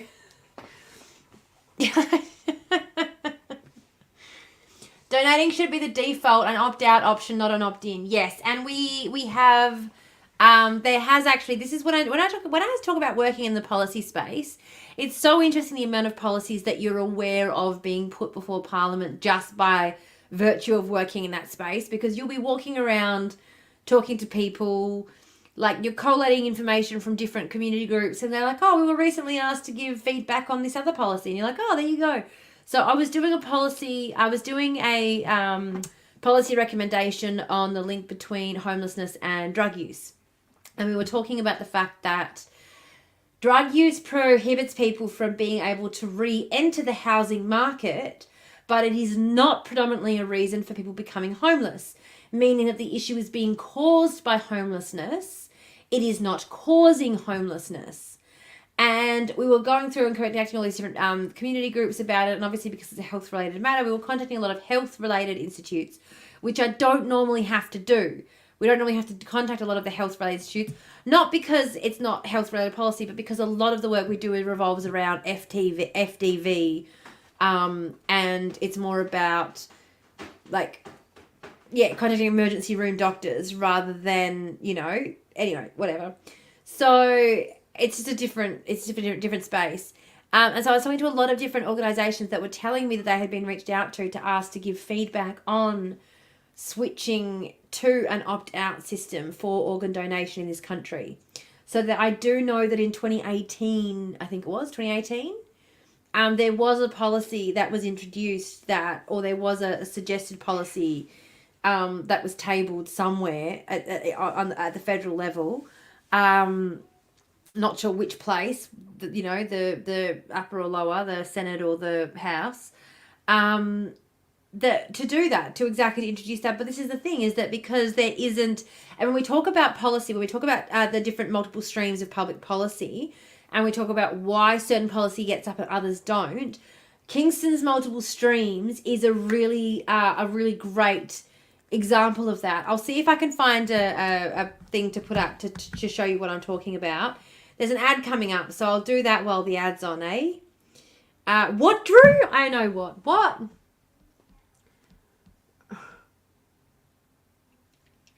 And if it's truly a fucking issue, it's where did you learn that shit view from? That weird shit view.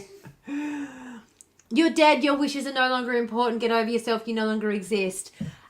Kim, do you know what's really interesting is that there are more legal protections for dead bodies in the US than there are for women. Women have more rights once they're dead than they do while they're alive in the medical situation in the US. So, but no, bodily autonomy does extend beyond death. Dead bodies vote for war, yeah. But also we do believe that bodily autonomy should extend to us beyond the end of our lives, beyond into death, which is why we do give people the option. But Kingston's, the ad's starting. So after the ad, this is why America's fucked. So much for the revolution. Yeah. Let me pull up Kingston's multiple streams. Because we're doing theory chat. And this is what the Void After Dark's for, right?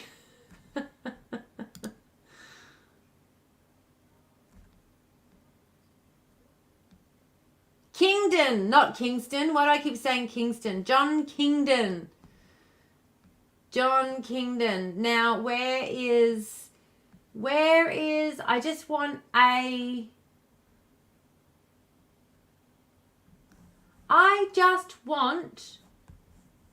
picture. Not a picture. What am I looking for? And this is it. This is what I'm looking for. This kind of a business. Ooh. Oh, that's not what I want. Go away. You suck. Sorry. I'm all like, yeah, this is it. No, wait, it's fucking not it. All right. Here we go. Here we go. Now, we're going to just ignore what this is in relation to. Because this is about a specific... This is about a specific issue. So we're going to ignore the issue that this is actually about because I don't know what this is actually about. But I'm going to share the screen with you anyway. So, decent. What? Can you scream at me if the bots turn up? I have to wander to the other window and talk to Glasgow. No worries. No worries. Good luck with Glasgow. I hope. But you have me in an earpiece. I apologise for your ear then if I do shout. But I do think that I think everyone else is an admin. I think other admins will be able to take care of it. Don't stress. But thank you. I appreciate you. I appreciate your lovely work. There's an ad in progress. Damn it. Ad in progress. But that's right. I'm sharing this screen. I'm sharing this screen. Here we go.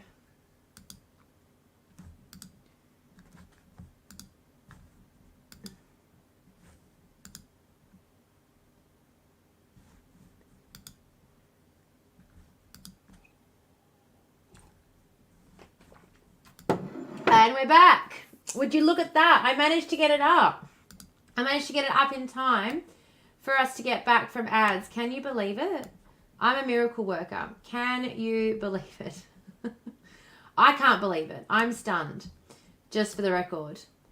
There we go. So, let's see if that works.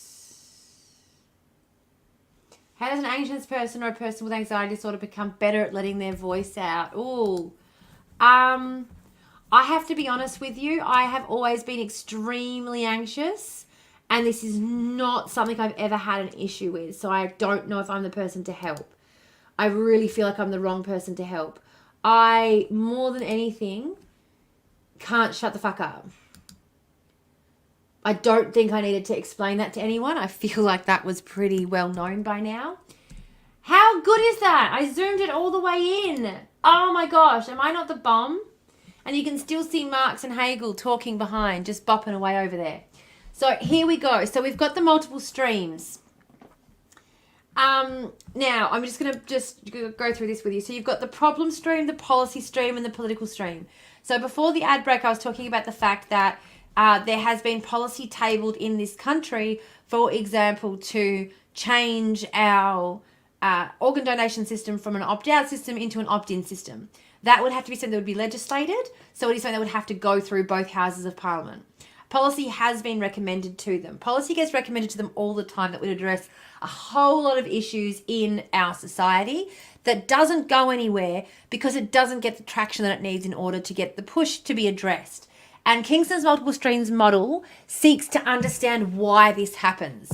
So, the problem stream we're addressing here would be that not enough people are organ donors, and so there's always a big gap in the people who need organs versus the people who could give organs versus the people who do give organs. And so in order to be able to address that gap, what kind of policy might we be able to enact? And the policy stream would be something like changing it from an opt-out system, from an opt-in system to an opt-out system. But then you've got the political stream. And this is where you have to get the political will on board. And in order to do that, it takes the influence of a policy entrepreneur oftentimes. This is what will help the streams to cross. And oftentimes this will happen because in Kingston's multiple streams, there's actually, I believe, rather than having the problem stream, it'll be Like the problem, it's like the public. You've got to have the public will, the political will, and the policy there to address the problem, all converging, and that's how you get. That's how I remember it being taught anyway. But I could be wrong. I could be misremembering it. But this could also just be an updated understanding of it. But either way. But that influencer or a policy entrepreneur, if you think about something like trying to think about, you do really well, FYI. Well, thank you. That's okay. If someone who also can't shut the fuck up, I'm asking how you manage it from and not worrying about what other people think due to a history of being muted. Ooh. Okay. That's a really good. All right, I will. Do you know what it is? Do you know what it comes down to? I actually think it comes down to the autism. I think it comes down to the autism. I don't have imposter syndrome. I know that I know what I'm talking about. And the autism's just like, well, everybody, like I keep seeing idiots out there. Well, I keep seeing dickheads out there who already half know what they're talking about, sprouting shit off. Like, why am I worried what people think about me when the only people who disagree with me are going to be people who don't know any better and need to listen and learn? The times I do get embarrassed sometimes when I'm talking about economics and I'll say shit. But the thing is, and this is the other thing as well, if you understand a concept well enough to be able to explain it to a 5-year-old. So, a lot of economists, for example, will comment on my videos and they'll say things like, I wish I could explain this to students the way that you do, because you kind of cut through a lot of the shit. Because I'll say things like, inflation as we know it didn't exist 200 years ago. It's a modern invention designed to suppress our wages, really. Like inflation in the sense that we know it now didn't exist. And then people are like, what are you talking about? Like, because I'll say before the 19th century, and people will be like, oh, what are you talking about? Like, inflation didn't exist before the 19th century. Did you hear about the inflationary crisis of the 1850s? And literal economics professors will get on there and be like, obviously she has, because that's why she said the 19th century, and she's correct, actually. So that does help, having other people get on there and back you up. But also because I'm not trying to explain it at a philosophy level. I'm trying, or at a university level. I'm trying to explain it to people as though they're 5. And so people who understand it at a higher level, people who are experts in it, they get that. They get that I'm not talking to them. Like on a lot of my early legal videos, before I really started simplifying the content, I would have a lot of people in my comment section constantly, and I got one of them popped up in my notifications so they remind me of it. But I would say things like, this video, for example, I would say, the written law versus living law. Law written on the books versus the living law that the police enact when they go out there in the streets. And I would have people in my comments being like, you mean de jure and de facto? I'm like, yes, you're correct. In my TikTok video, I failed to use the correct Latin terminology. Are you serious? So, no, there is no short answer, Jazzy. I'm sorry, have we met? What the fuck are you talking about? There's no such thing as a short answer. No. And so I did get a lot of people in the comments sort of correcting me, but I very, very quickly worked out that they weren't my target audience. The people who already knew this stuff weren't my target audience, so what do I care what they think of me? The people who don't know this stuff and who are arguing with me about it are my target audience. I'll engage with them on it, but also I don't care that they argue with me because they don't know any better. I'm there to educate them. And the people who sort of know this stuff and aren't necessarily, or even the people who are experts in it, but the people who know this stuff but engage with it on a practical level, just appreciate that I'm out there talking about it. So you get a lot of encouragement and feedback from people who are just glad that that someone's trying to address the issues. So I think that helps. It helps when you don't feel as though the people who have bad things to say, you don't feel as though their opinion counts for shit.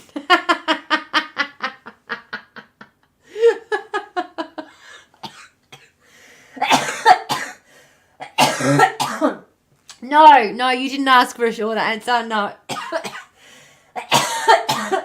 Agreed. Agreed, you did not. Hello, Wael. How are you? You're pro-Palestine. That's enough for anyone. I don't know what that means, whether that's a good thing or not, but sure. I don't think so. You did not ask for a short answer, correct? I don't think I would be wanting a short answer from you. No. Yeah, we know who we're dealing with, Tamara. I'm sorry. No worries. I'm happy to have frequently asked questions from the void. This is why we do the void after dark, because I can just talk about whatever the fuck I want and it doesn't. It's all good. This is what we're here for. But yeah, I think it really helps when you know why you're doing, because I think a lot of the reason people post on social media is for validation. It's for validation. And if you're trying to do it for validation, you're not going to have any luck.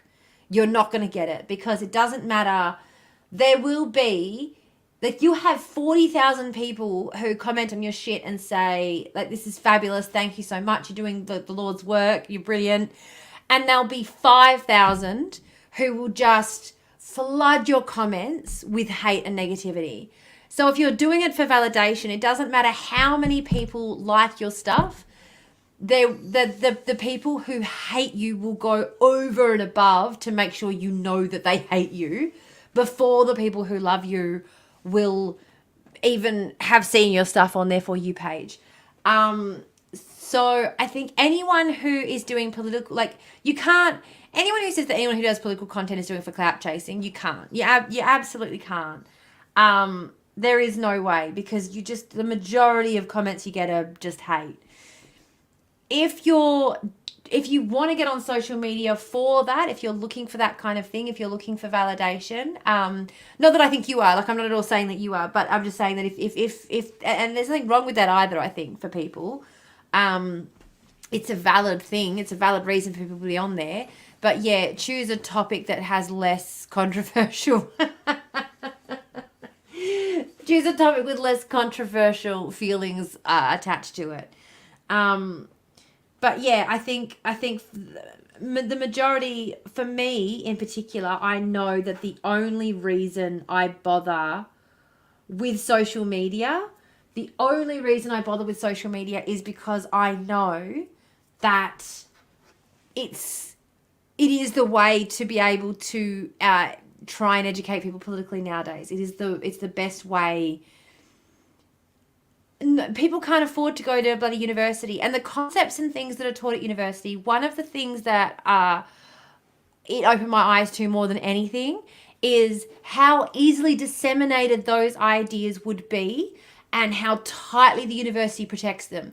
The majority of the emails that I got from the university while I was at uni were around plagiarism, they weren't worried about us copying work off the internet or stuff. Students were getting in trouble for taking notes and stuff that they had written based on university lectures and selling them online. Copyright infringement. Students were getting in trouble for copyright infringement, for infringing on the university's intellectual property, for selling the notes that they had made. That is what I heard from the university more than anything else. And one of my classmates did time for physically assaulting another student. Like, literally, one of my classmates was not able to finish out their degree because they did time. And the thing I heard from the university about the most during my time there was about how students shouldn't sell their lecture notes online. Did you hear, when you were at uni, did you hear a lot about how students were selling lecture notes and lab notes and things online? You got warned off about that as well? You were only there a semester. You were there one semester. It is the thing they care about more than anything, because it would be so easy to give everybody that information. It would be so easily disseminated. It's not...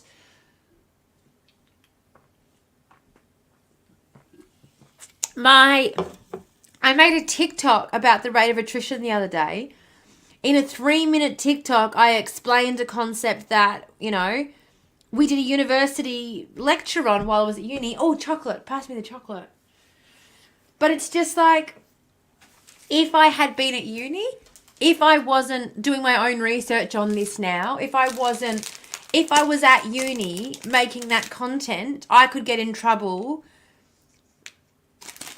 And it's like, okay, now I can't because I'm not in any way associated with them, and I'm going off and doing my own research, but while I was there, if I had copied and pasted the information from my slides at uni, not the slides from uni, but like the graphs that I used came from the same website that they used to make the same slides at uni. So I could have used the same graphs that they used and then gotten in trouble for copyright infringement. You know what I mean?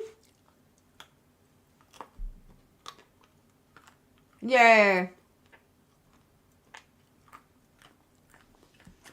And that's the thing. I hate them gatekeeping. That's what they do. They gatekeep. Yeah. No. And this is the thing they were trying to say. When the students... But they were... because they weren't threatening to take legal action, they were threatening to expel the students. So what are you going to do? Yep. They do not give a fuck. They do not give a fuck. Especially if they're your notes. And you've written your notes in your... Like, I have to write an essay about this topic that you've taught me about in my own words. But then you're going to take the notes that I've also taken, that I've written in my own words. And one of those things you're going to call my original work. And the other one you're going to call theft in order to be able to prevent me from selling it online and making money off of it. Because, like, how the hell else are you supposed to make money as a university student as well? Do you know what I mean? Yeah. This is why BreadCube as a leftist space exists. Because leftists think that education should be free. Yes, exactly.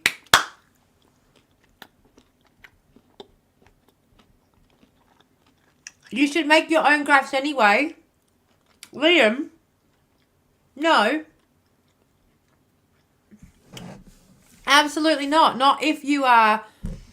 If you are trying to quote from the Australian Institute of Criminology, you should use the graphs that they have produced and reference their graphs. You produce your graphs if you've done the work. Creating your own graph based on their work, that is skating, like, use their graph and credit them. That's, yeah. Yeah.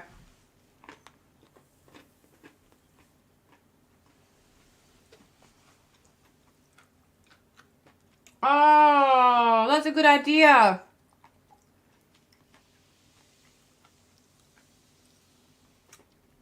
Yeah. And it is really hard too. It is really hard when you believe that education should be free. And in order to, which is one of the reasons that I've only got one video up on my Ko-fi behind a paywall. Because in order to try and educate for free, you still have to try and be able to monetize your content somehow. And particularly down under, it's very, very difficult to do it. There aren't really any natural ways to do it. Or like organic. You kind of really have to, you got to get creative. You've got to get really, really, really creative with it and look for those gaps to exploit.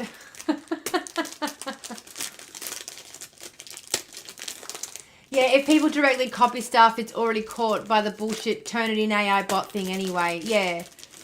Yeah, absolutely. But when people say you should create your own graphs, it's like only if it's your doing the research. Like if you're creating the research, yes. But if you're quoting somebody else's research, then no, you should use their graph.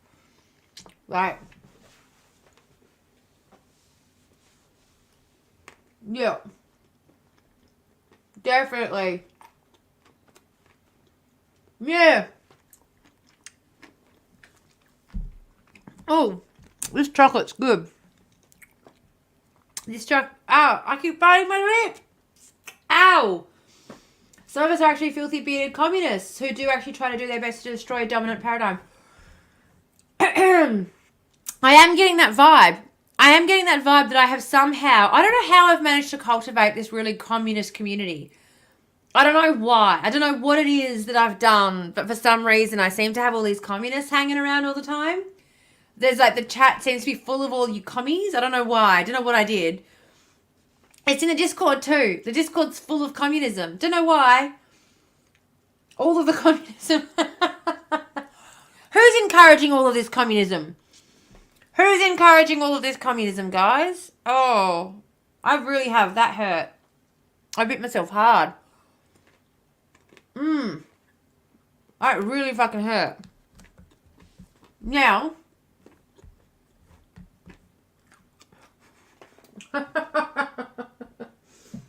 Yeah. Anyone would think that communism may be the only chance for human survival or something.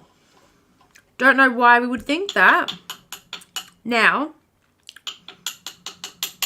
I am not going to be on here too late tonight, only because as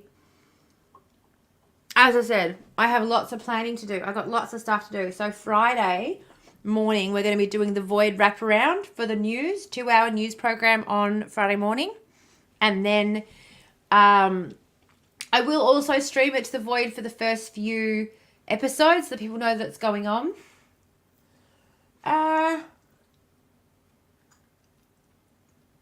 Oh, yeah, unless you're using their data sets to highlight something else. Then you make a new graph attributing the data set correctly. Yes, exactly. Exactly was Bappin. Yes, thank you. Thank you. Correct. You make and the thing is too as well, if you're trying to show correlation from a data set that you've collected, you want to make sure that that's very, very clearly distinguished between the two as well. So I would even, and most people would too, they would include the original graph separately as a source as well for reference, to show the difference. I have, like, my lip is really sore. Do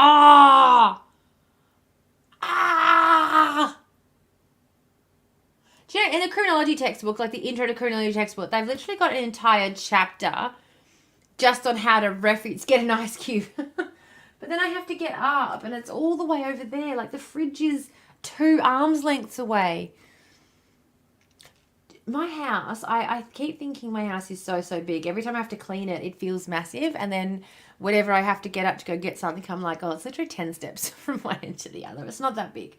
I can calm down. It just feels massive when I've got the vacuum in hand, that's all. Pepsi friend, where are you?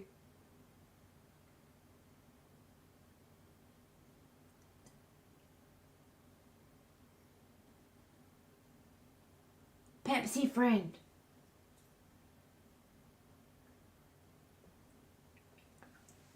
I've lost my Pepsi friend. Get someone to move the fridge closer. That is the solution. You're correct. Oh, sorry. Cough, cough, cough. Okay. Now, I was hoping that I would, by the end of this stream, have the new layout to show you.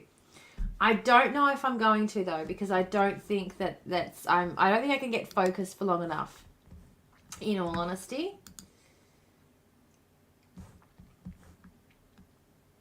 I should have called my Pepsi friend, I shouldn't have called them Pepsi friend, I should have called them tea friend, because that's what I need now. I need a cup of tea.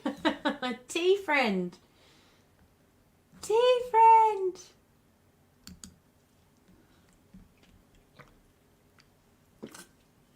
So yes, next live. Where happened to you, tea friend? You disappeared. Oh, here you go. Oh, are they asleep? Oh, no. Thanks. I like my tea friend. They're a good friend. Why am I so far out of screen, honestly? Go do what you need to do when you need to. We could all go, no, you're all good, mate. I'm fine. I'm actually really excited. I'm excited to get this changeover happening. And I'm hoping, I mean, it's going to look lame as fuck, but I just can't help it. It's just totally my vibe. It's totally my vibe. I'm a pastel girly. What can I say? I'm a pastel girly. Ooh.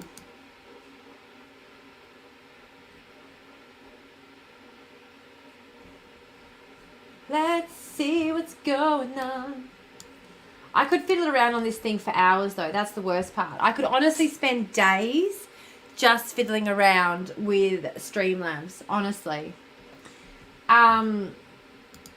So I was trying to figure out, I was sort of trying to learn how, I'm going to share this screen. Let me see.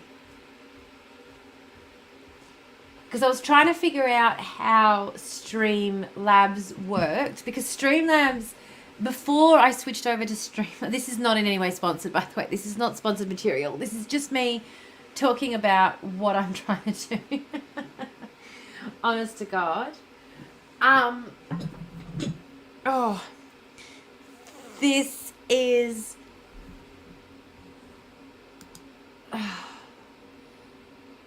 literally, there we go. So I was using the Stream Elements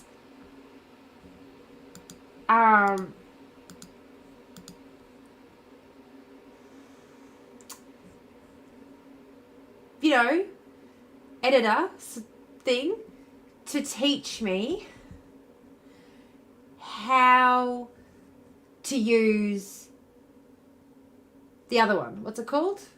Stream whatever. The other thing.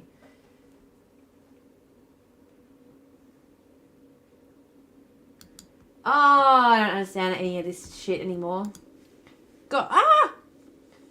Here we go. Perfect. All right. Now, where is Streamlabs?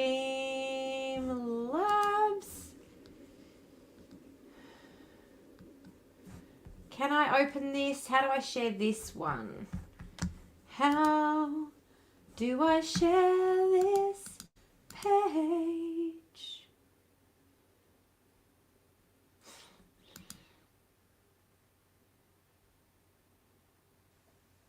I've only done one thing so far. I've only got like one thing going. But I want to see if I can get the chatbot. That was why I wanted to do it while we were on live. I wanted to see if I could get the chatbot happening. So I'm just going to add the chatbot in here. Ha ha ha.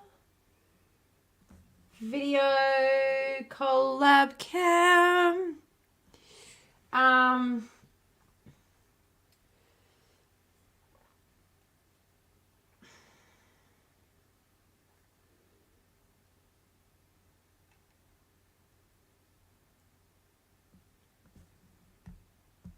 What? There it is, chat box. Thank you.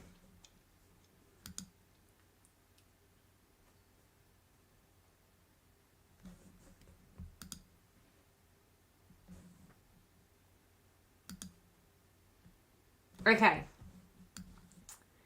Now, shit. Now, I gotta be honest, I'm not 100% sure how. So I've got the chat box set up.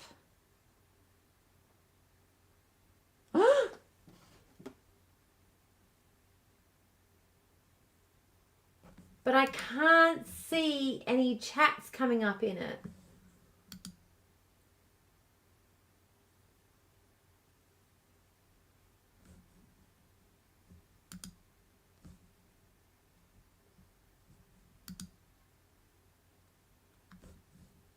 Hmm.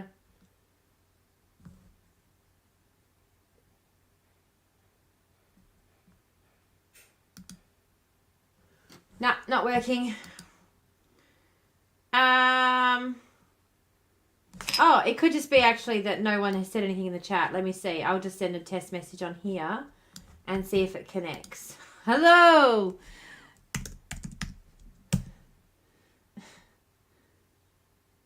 Hey, it is working. Oh my goodness. Quick, say something. I said quick. Okay, so the chat is working. I'm very excited about that. Oh my goodness. Oh my goodness. Okay. Guys, it's working. Okay, it's working. It's working. Sorry. Thank you. Everyone's like, oh, sorry, were we supposed to be doing something? Quick. Let's jump in the chat. No, I was fiddling on the other page and I didn't realise that it was just because the chat was quiet. I didn't realise it was, I thought it was something that I had done. But no, this is awesome. I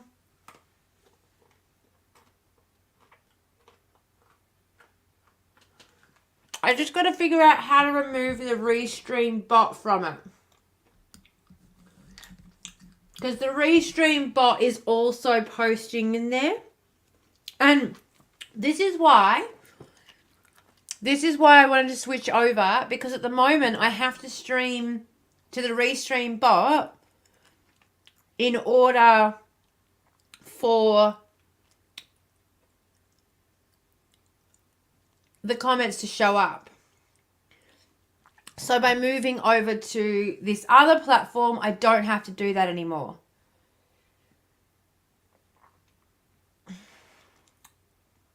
So I'm getting more professional. I'm getting much more professional. How long did I sleep for in the hours after the 24-hour live stream? So I slept for like a 16-hour block. I went to bed at 9 p.m. I went from here over there. My friend got me a flannel. I washed my face. My friend got me my toothbrush. I brushed my teeth. Laid down on the couch and woke up the following afternoon. Was awake for a few hours. I had a massive headache. I watched Bridgerton. Had some leftover takeaway. And then went back to sleep and woke up the following morning at like 11 a.m. So pretty much a day and a half following I slept for.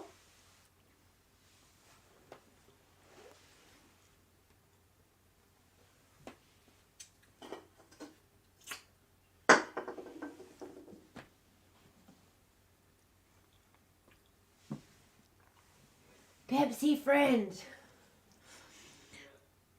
Big recovery. It was a very, very big recovery. I was wondering where you were. Oh! Thank you, Hassan. Thank you so, so much. I appreciate the support. I appreciate the support. We've got more. How was Bridgerton? Okay, it depends. All right, here's the thing. Are you the kind of person who could kind of just go, let it wash over you? Or are you going to get, no, you're probably going to get annoyed by it. I find it is good. It's like cotton candy. I switch my brain off and try to pretend that I don't care about the calories. That's how I consume Bridgerton. And yes, I do enjoy it. I did very much enjoy it.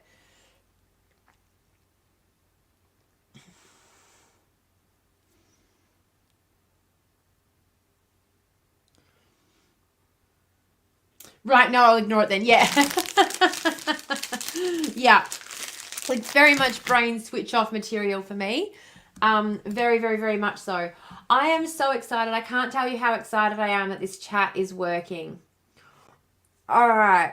So now that the chat's working, that was pretty much the only thing I was really worried about before switching over to this new program. So now that I know that chat is connected and working, because the other thing is too, is that removes, I only get 3 streaming destinations on this program that I use, Streamlabs. And one of the places I stream to is the Restream chatbot. That takes up one of those slots, and I have to do that in order to get the, what do you call it? The fucking, what's it called? The fucking thingy? The chat to work. But now I don't need to. Britain is nothing if not historically accurate, at least. Yes. Yes, filled with historical accuracy, famously.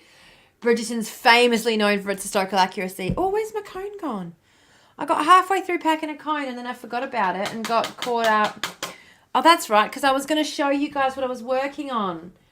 Let me see. I'm gonna stop screen sharing and I'm gonna present. I'm gonna share screen and I'm gonna share screen with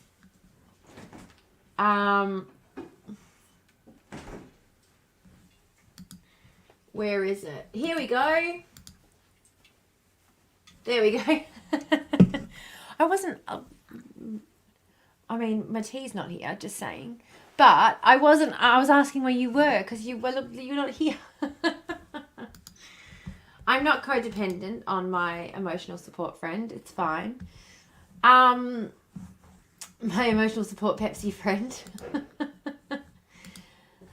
Okay. And now I've lost you guys again. There you are. Found you again. There we are. How cool is that? I've got the chat working. It's chatception. It's chatception. It's chatception.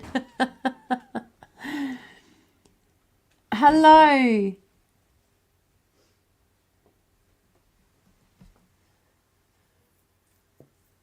Sorry, I'm not over on the TikTok.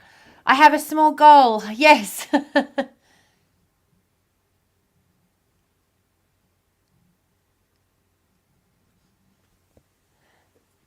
Oh, if you send me the message, Hassan, have you got a can you send me it through in a message? I've got a list. So at the moment, I've got someone's GoFundMe we're trying to promote.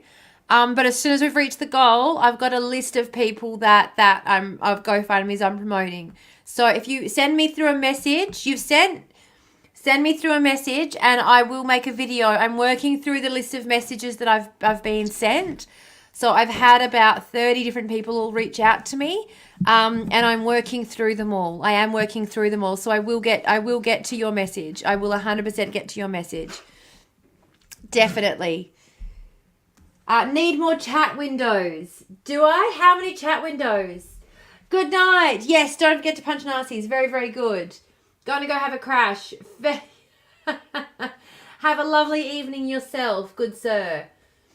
Absolutely. I'm only going to be on here probably for another 20 minutes because it's Wednesday night and I don't usually stream for any more than sort of 3 hours on a Wednesday night. That's what the Void After Dark is. It's just chaos vibes and good times. I'm going to grind up some more. Sorry, guys. Yeah, needs more chat windows. I am feeling pretty impressed with Chatception.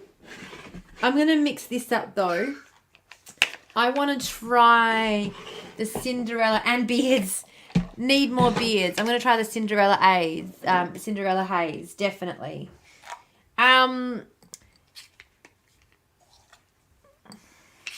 Just two. Two will be enough. Two will be plenty. So, now that I've figured out the chat's working, I will be using... Whoa! It's Bong ASMR. You want to sit over here with me? Yeah, no one can see you. You're fine. You're protected. Your identity is protected, good sir. You can even smoke. I usually go sit over there when I need to... What are you doing? You're well and truly out of it. Just... Do you want me to put the heater there? Oh, you're just going to steal my gum boots. My Ugg boots. Fair enough. Fair enough. Oh, and Minotaurs. Okay, so there is one thing I was going to show you quickly. Let me see if I can get it to play on here. Kim's gone, so we can all brag later about how Kim missed out. But have a look at this. Have a look at this. Ready? This is the little, when a new person joins. Oh. When a new person joins, this is what happens. Come on.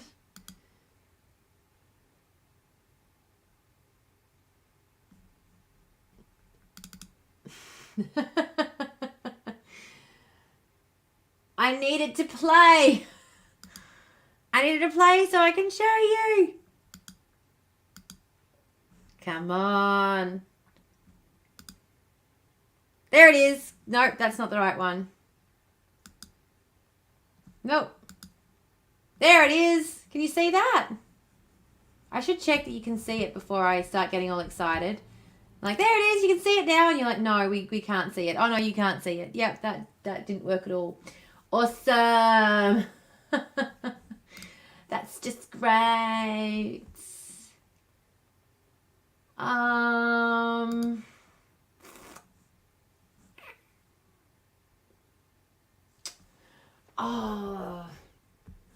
I'm excited. I want to show you, and I'm annoyed that I can't. It's really annoying. Oh well. Oh well, we'll just have to wait till it's live and someone joins. It'll be a nice surprise. It'll be a nice surprise. And I've got lots of other little bits and pieces that I've been working on, including the most awkward of all, a little face. Who wants to see my little face that I've been working on? This is even worse. You ready? This is how I can show you. This is how I can show you what it does. This here is what it does. You ready? I'm going to share this screen.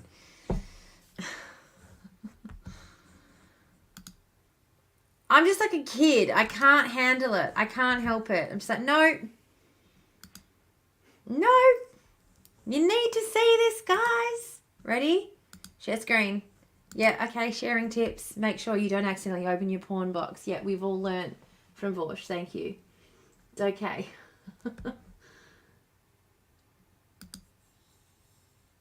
Here it is. You ready?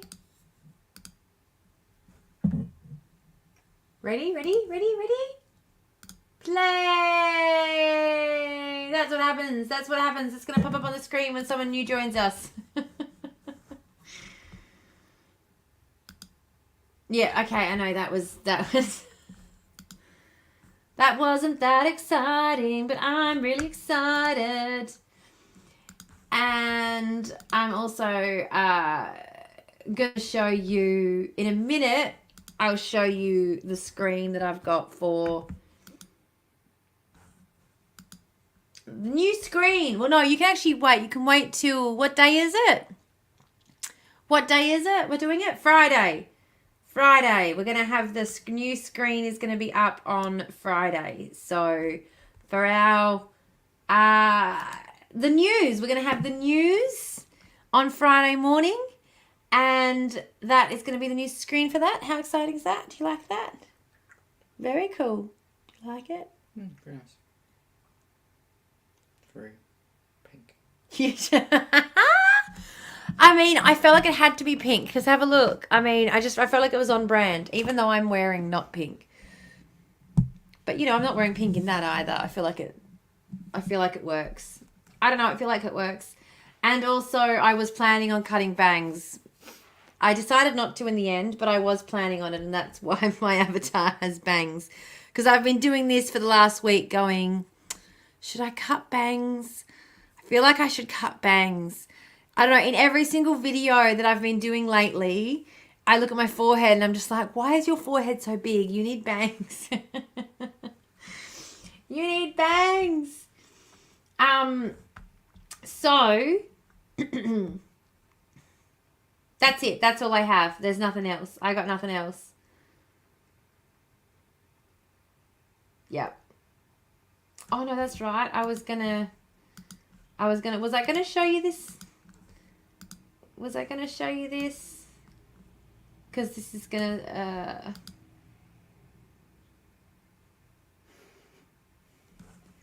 Dunno. Maybe I'll save it. Yeah. I'm going to save it. Thank you, Juzzy. And you'd appreciate it. You'd appreciate it. So I got about 9 more minutes before the end, and I'm just wondering, were there any subjects that I said I would get back to that I didn't? I'm about to do another bonus content time, and I know, I mean, the ad starts in 14 minutes, so probably after that ad, I'm probably going to jump off. We'll do our little wrap up. Got my cup of tea here. I feel guilty now that I've just got a cup of tea. Feel guilty that I got a little cup of tea. So we are probably going to jump off, but as I said, Friday morning we're going to have some exciting things happening. I'm very, very, very excited. I hope you guys are too. I hope you're excited to see what's going to happen because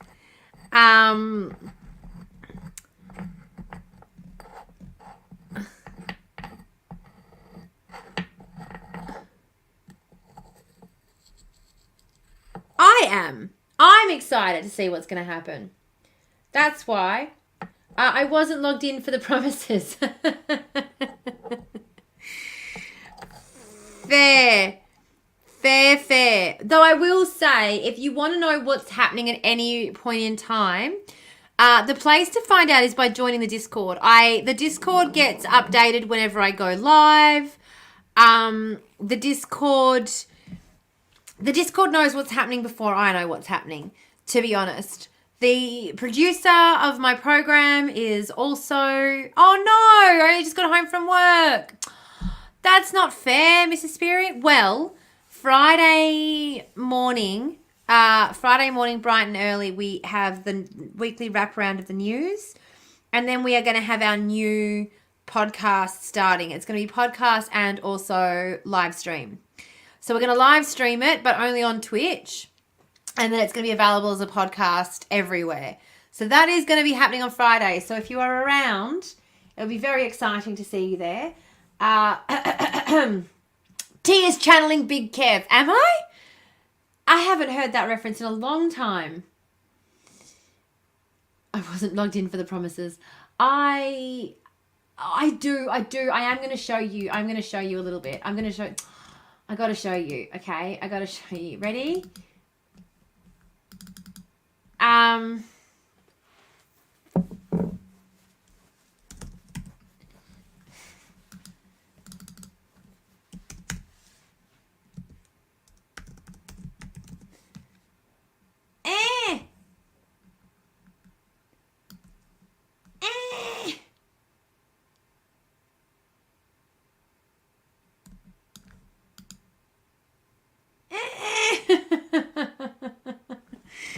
Everything went bad.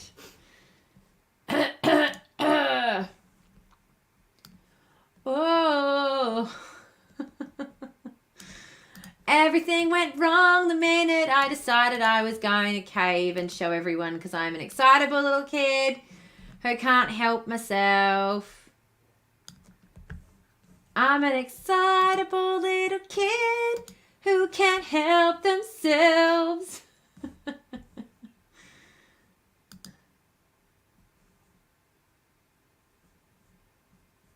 Oh, goodness me.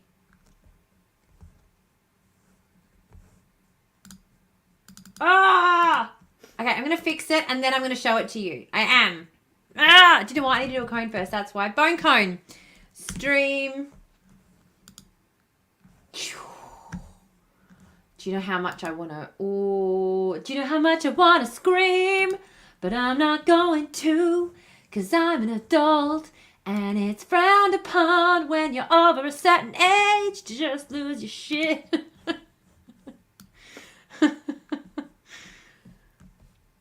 So they tell me. I don't know really. I don't know if I believe them. But what the fuck ever.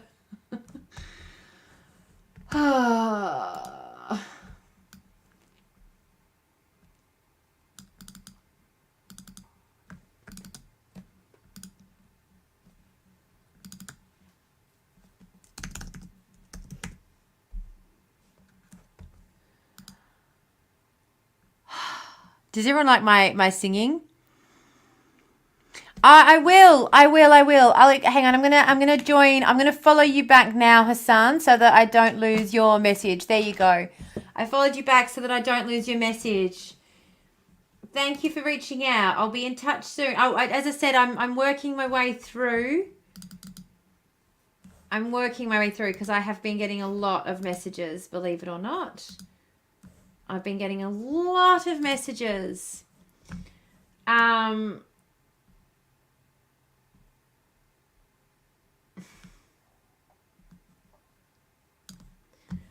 Why is it waiting? Did I interrupt you masturbating? I feel like that's it. I feel like that's the answer. This is why I got to warn people not to try and join my stream on a Wednesday, because I feel like they expect a certain level of professionalism, and I'm just like, that's not the vibes on this particular night. That's not what we do after dark. I don't know. I'm not sure if I like that. What do you reckon?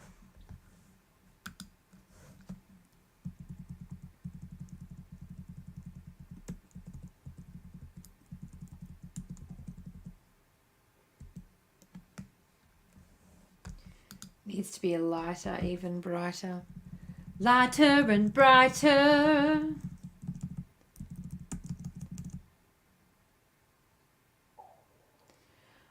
In case you haven't noticed, I've been spending a lot of time on the piano practicing my Taylor Swift impression. Oh, that's better, isn't it? That's a better colour.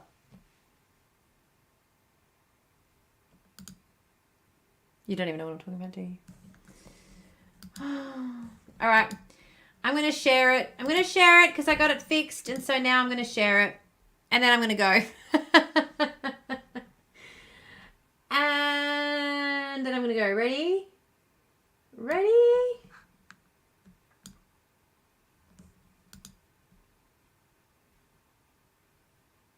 This is just a sneak peek.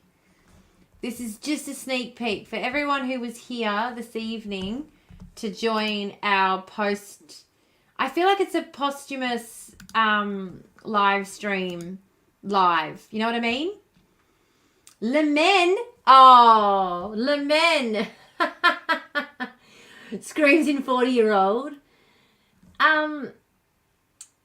What is going on with all of these bots tonight? Le Men, I know. I don't know how this sounds, but I never expect any level of professionalism here. I'm so glad to hear that. My big thing is I just really don't want to let anyone down. So it's really good to know that I haven't. That's really important to me. So thank you for sharing. I appreciate it.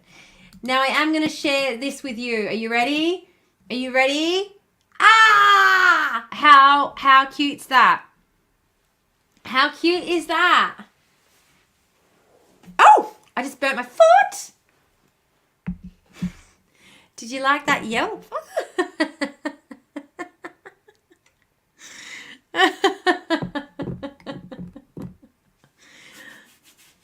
Do you like it? It's not 100% finished yet. I've got to finish the gradient on the chat box because it's not quite there. Like, it's looking very flat.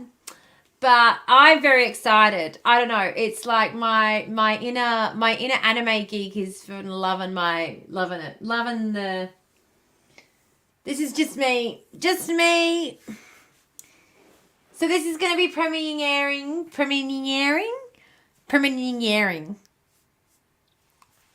You cold? Are you wanting that? Is that what you've been waiting for? Yep. You're sitting here impatiently because I haven't done it yet. I packed a bone cone and I haven't done it, and my friend is sitting here waiting to. Why don't you get yours? Oh, yes. Why don't you get your implement? And then you don't have to wait for me. It's not that I have to clean it. Oh, that's true. No, I'll do it. It's okay. I'll do it. I had this conversation with Amy the other day. I was like, yeah, no, you have to clean it. But I was like, oh, let me just lean a little bit further out of the way here. Would you share implements? Yeah, get your trumpet. But what do you think? What do you think? Do I not look like is it not like anime boss? Is it not anime? Is it not giving anime vibes? By the way, like, I just got to show off my present again. My birthday present from my kids again. Ah!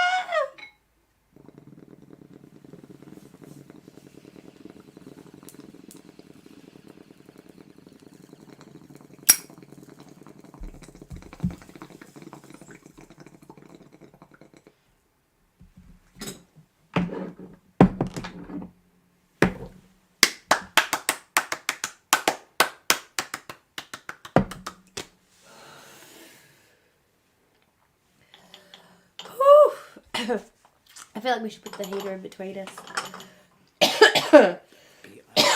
Ideal. I don't know. I don't know what you guys think, but I like it. I like it. And if anybody disagrees, feel free to volunteer to make me something better. Anyone disagrees, feel free to offer to make me something better.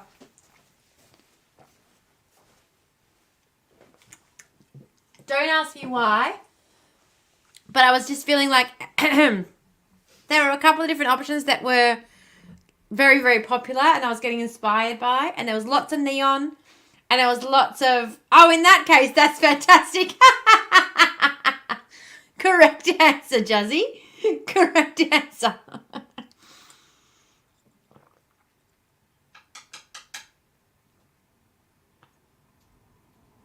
Oof. Woo.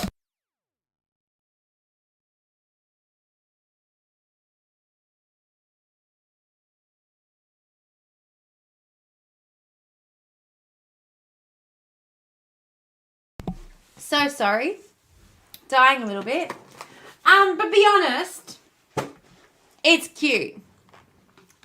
Come on, and I designed that little anime. That's me. Does it not look like me? Does it not look like me in my little headphone, my one little headphone on? I couldn't get the arm right, okay, so I was trying to make it look like that, like it was just not fully, like I was trying to make it look like it was just, you know, like you couldn't see the arm because the arm was out the way. But it just looked weird. And then I was like, I'll just remove the arm altogether. And now it just looks weird. Oh, it's cute. You just presented me with an opportunity to be funny. Hey, and never turn down an opportunity to be funny. Never turn down an opportunity to be funny. It's like the golden rule. The golden rule. Absolutely. I 100% agree. I 100% agree. I am just... Thank you so much, Hassan. I am just so excited, though. Oh. All right. I got the burps. when you breathe it in real deep. Yeah.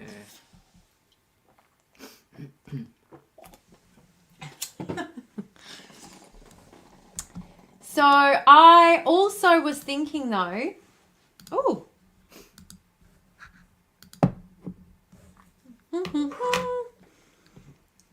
Oh, you don't want to look at my other attempts. You do not want to look at my other attempts.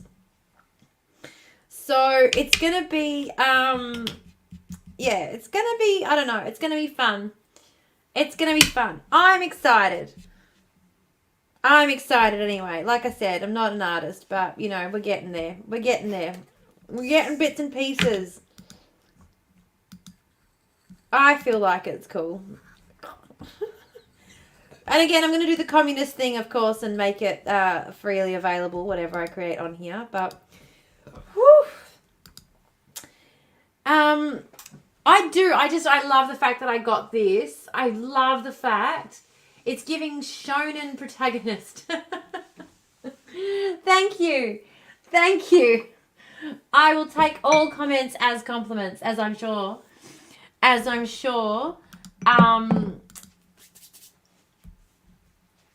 What do you call it? Flip it a heck. As I know that is how they are all intended. What was I looking for?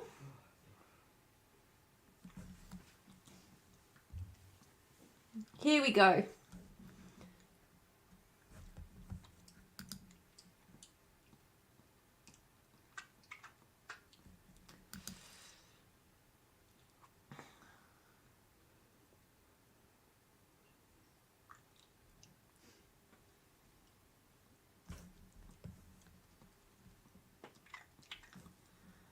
Oh, far out. There's so many little bits and pieces. And you know what?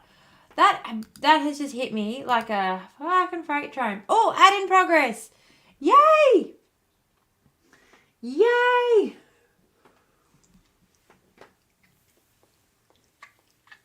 I am loving it. And I'm feeling, oh, I can't tell you. I'm feeling so professional. I'm just feeling so professional, guys. I'm feeling very grown up and professional. And oh, did you pack another one for me already? Gosh almighty.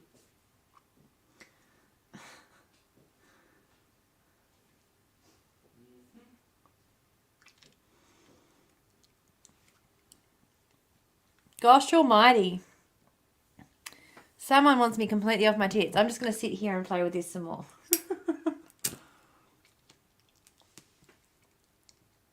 Oh! Oh! I can't help it. It's just so much fun.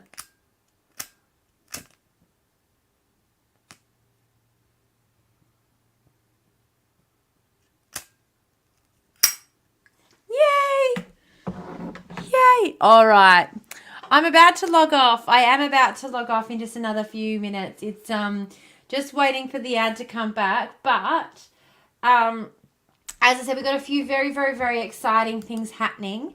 Now, the other thing that I've got happening as well on Friday, please, please, please, if you are able, I would highly, highly recommend that you join us, because we have a couple of exciting things happening, and I can't wait to share them all with you. And I am in desperate need of more sleep, because believe it or not, Saturday, I can't believe that I slept like on this chair as well. It's so uncomfortable.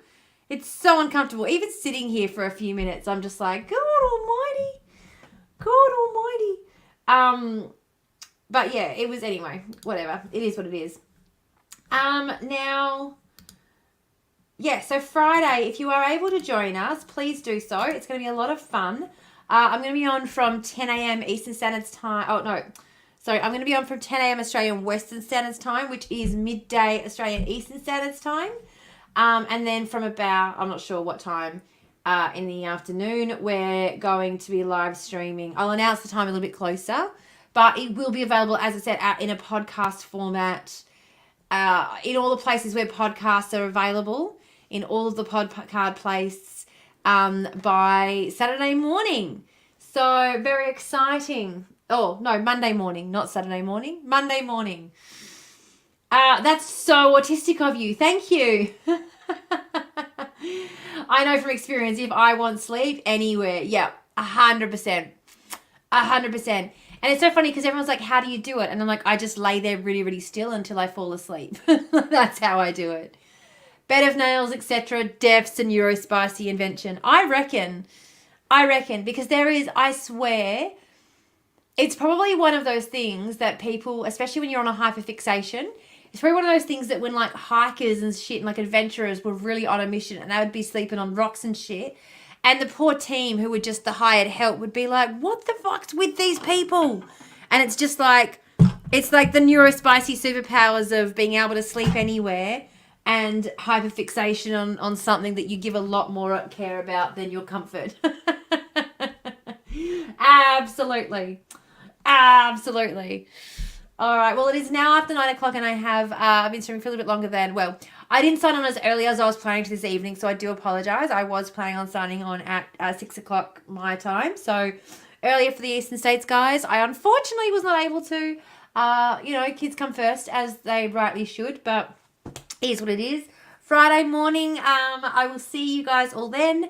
I will see you in the Discord. Otherwise, if not, I will also try and be on TikTok. I'm trying to get back to people. I got a lot of content that I have to post to help, because I got a lot of people that I'm trying to help out at the moment. So I'll be on all the places, but I'm also busy fixing up the shirts, making shirts. So anyone who donated during the live stream, don't forget to send me through your screenshot of your donation and the shirt, whatever shirt it is that you wanted. So I've only had half a dozen people reach out to me, and I know there were more than that. I absolutely know there were more than that. So yeah, just reach out so that I can get onto your shirt as well. And so far I don't have any addresses either for the shirts. So, and yeah, cool. Awesome. All right. Love you guys so much. Thank you all so much. I'm going to do the old outro for the last time. It's going to be the last time we do our little outro. And it makes me, well, it doesn't make me sad because we already had it for like 10 minutes. So who the fuck cares really? But thank you guys so much. Have a lovely, lovely evening. And yes, I look forward to finally getting my shit together and doing a podcast for you. Love you all so much. Have a lovely evening. I miss you already.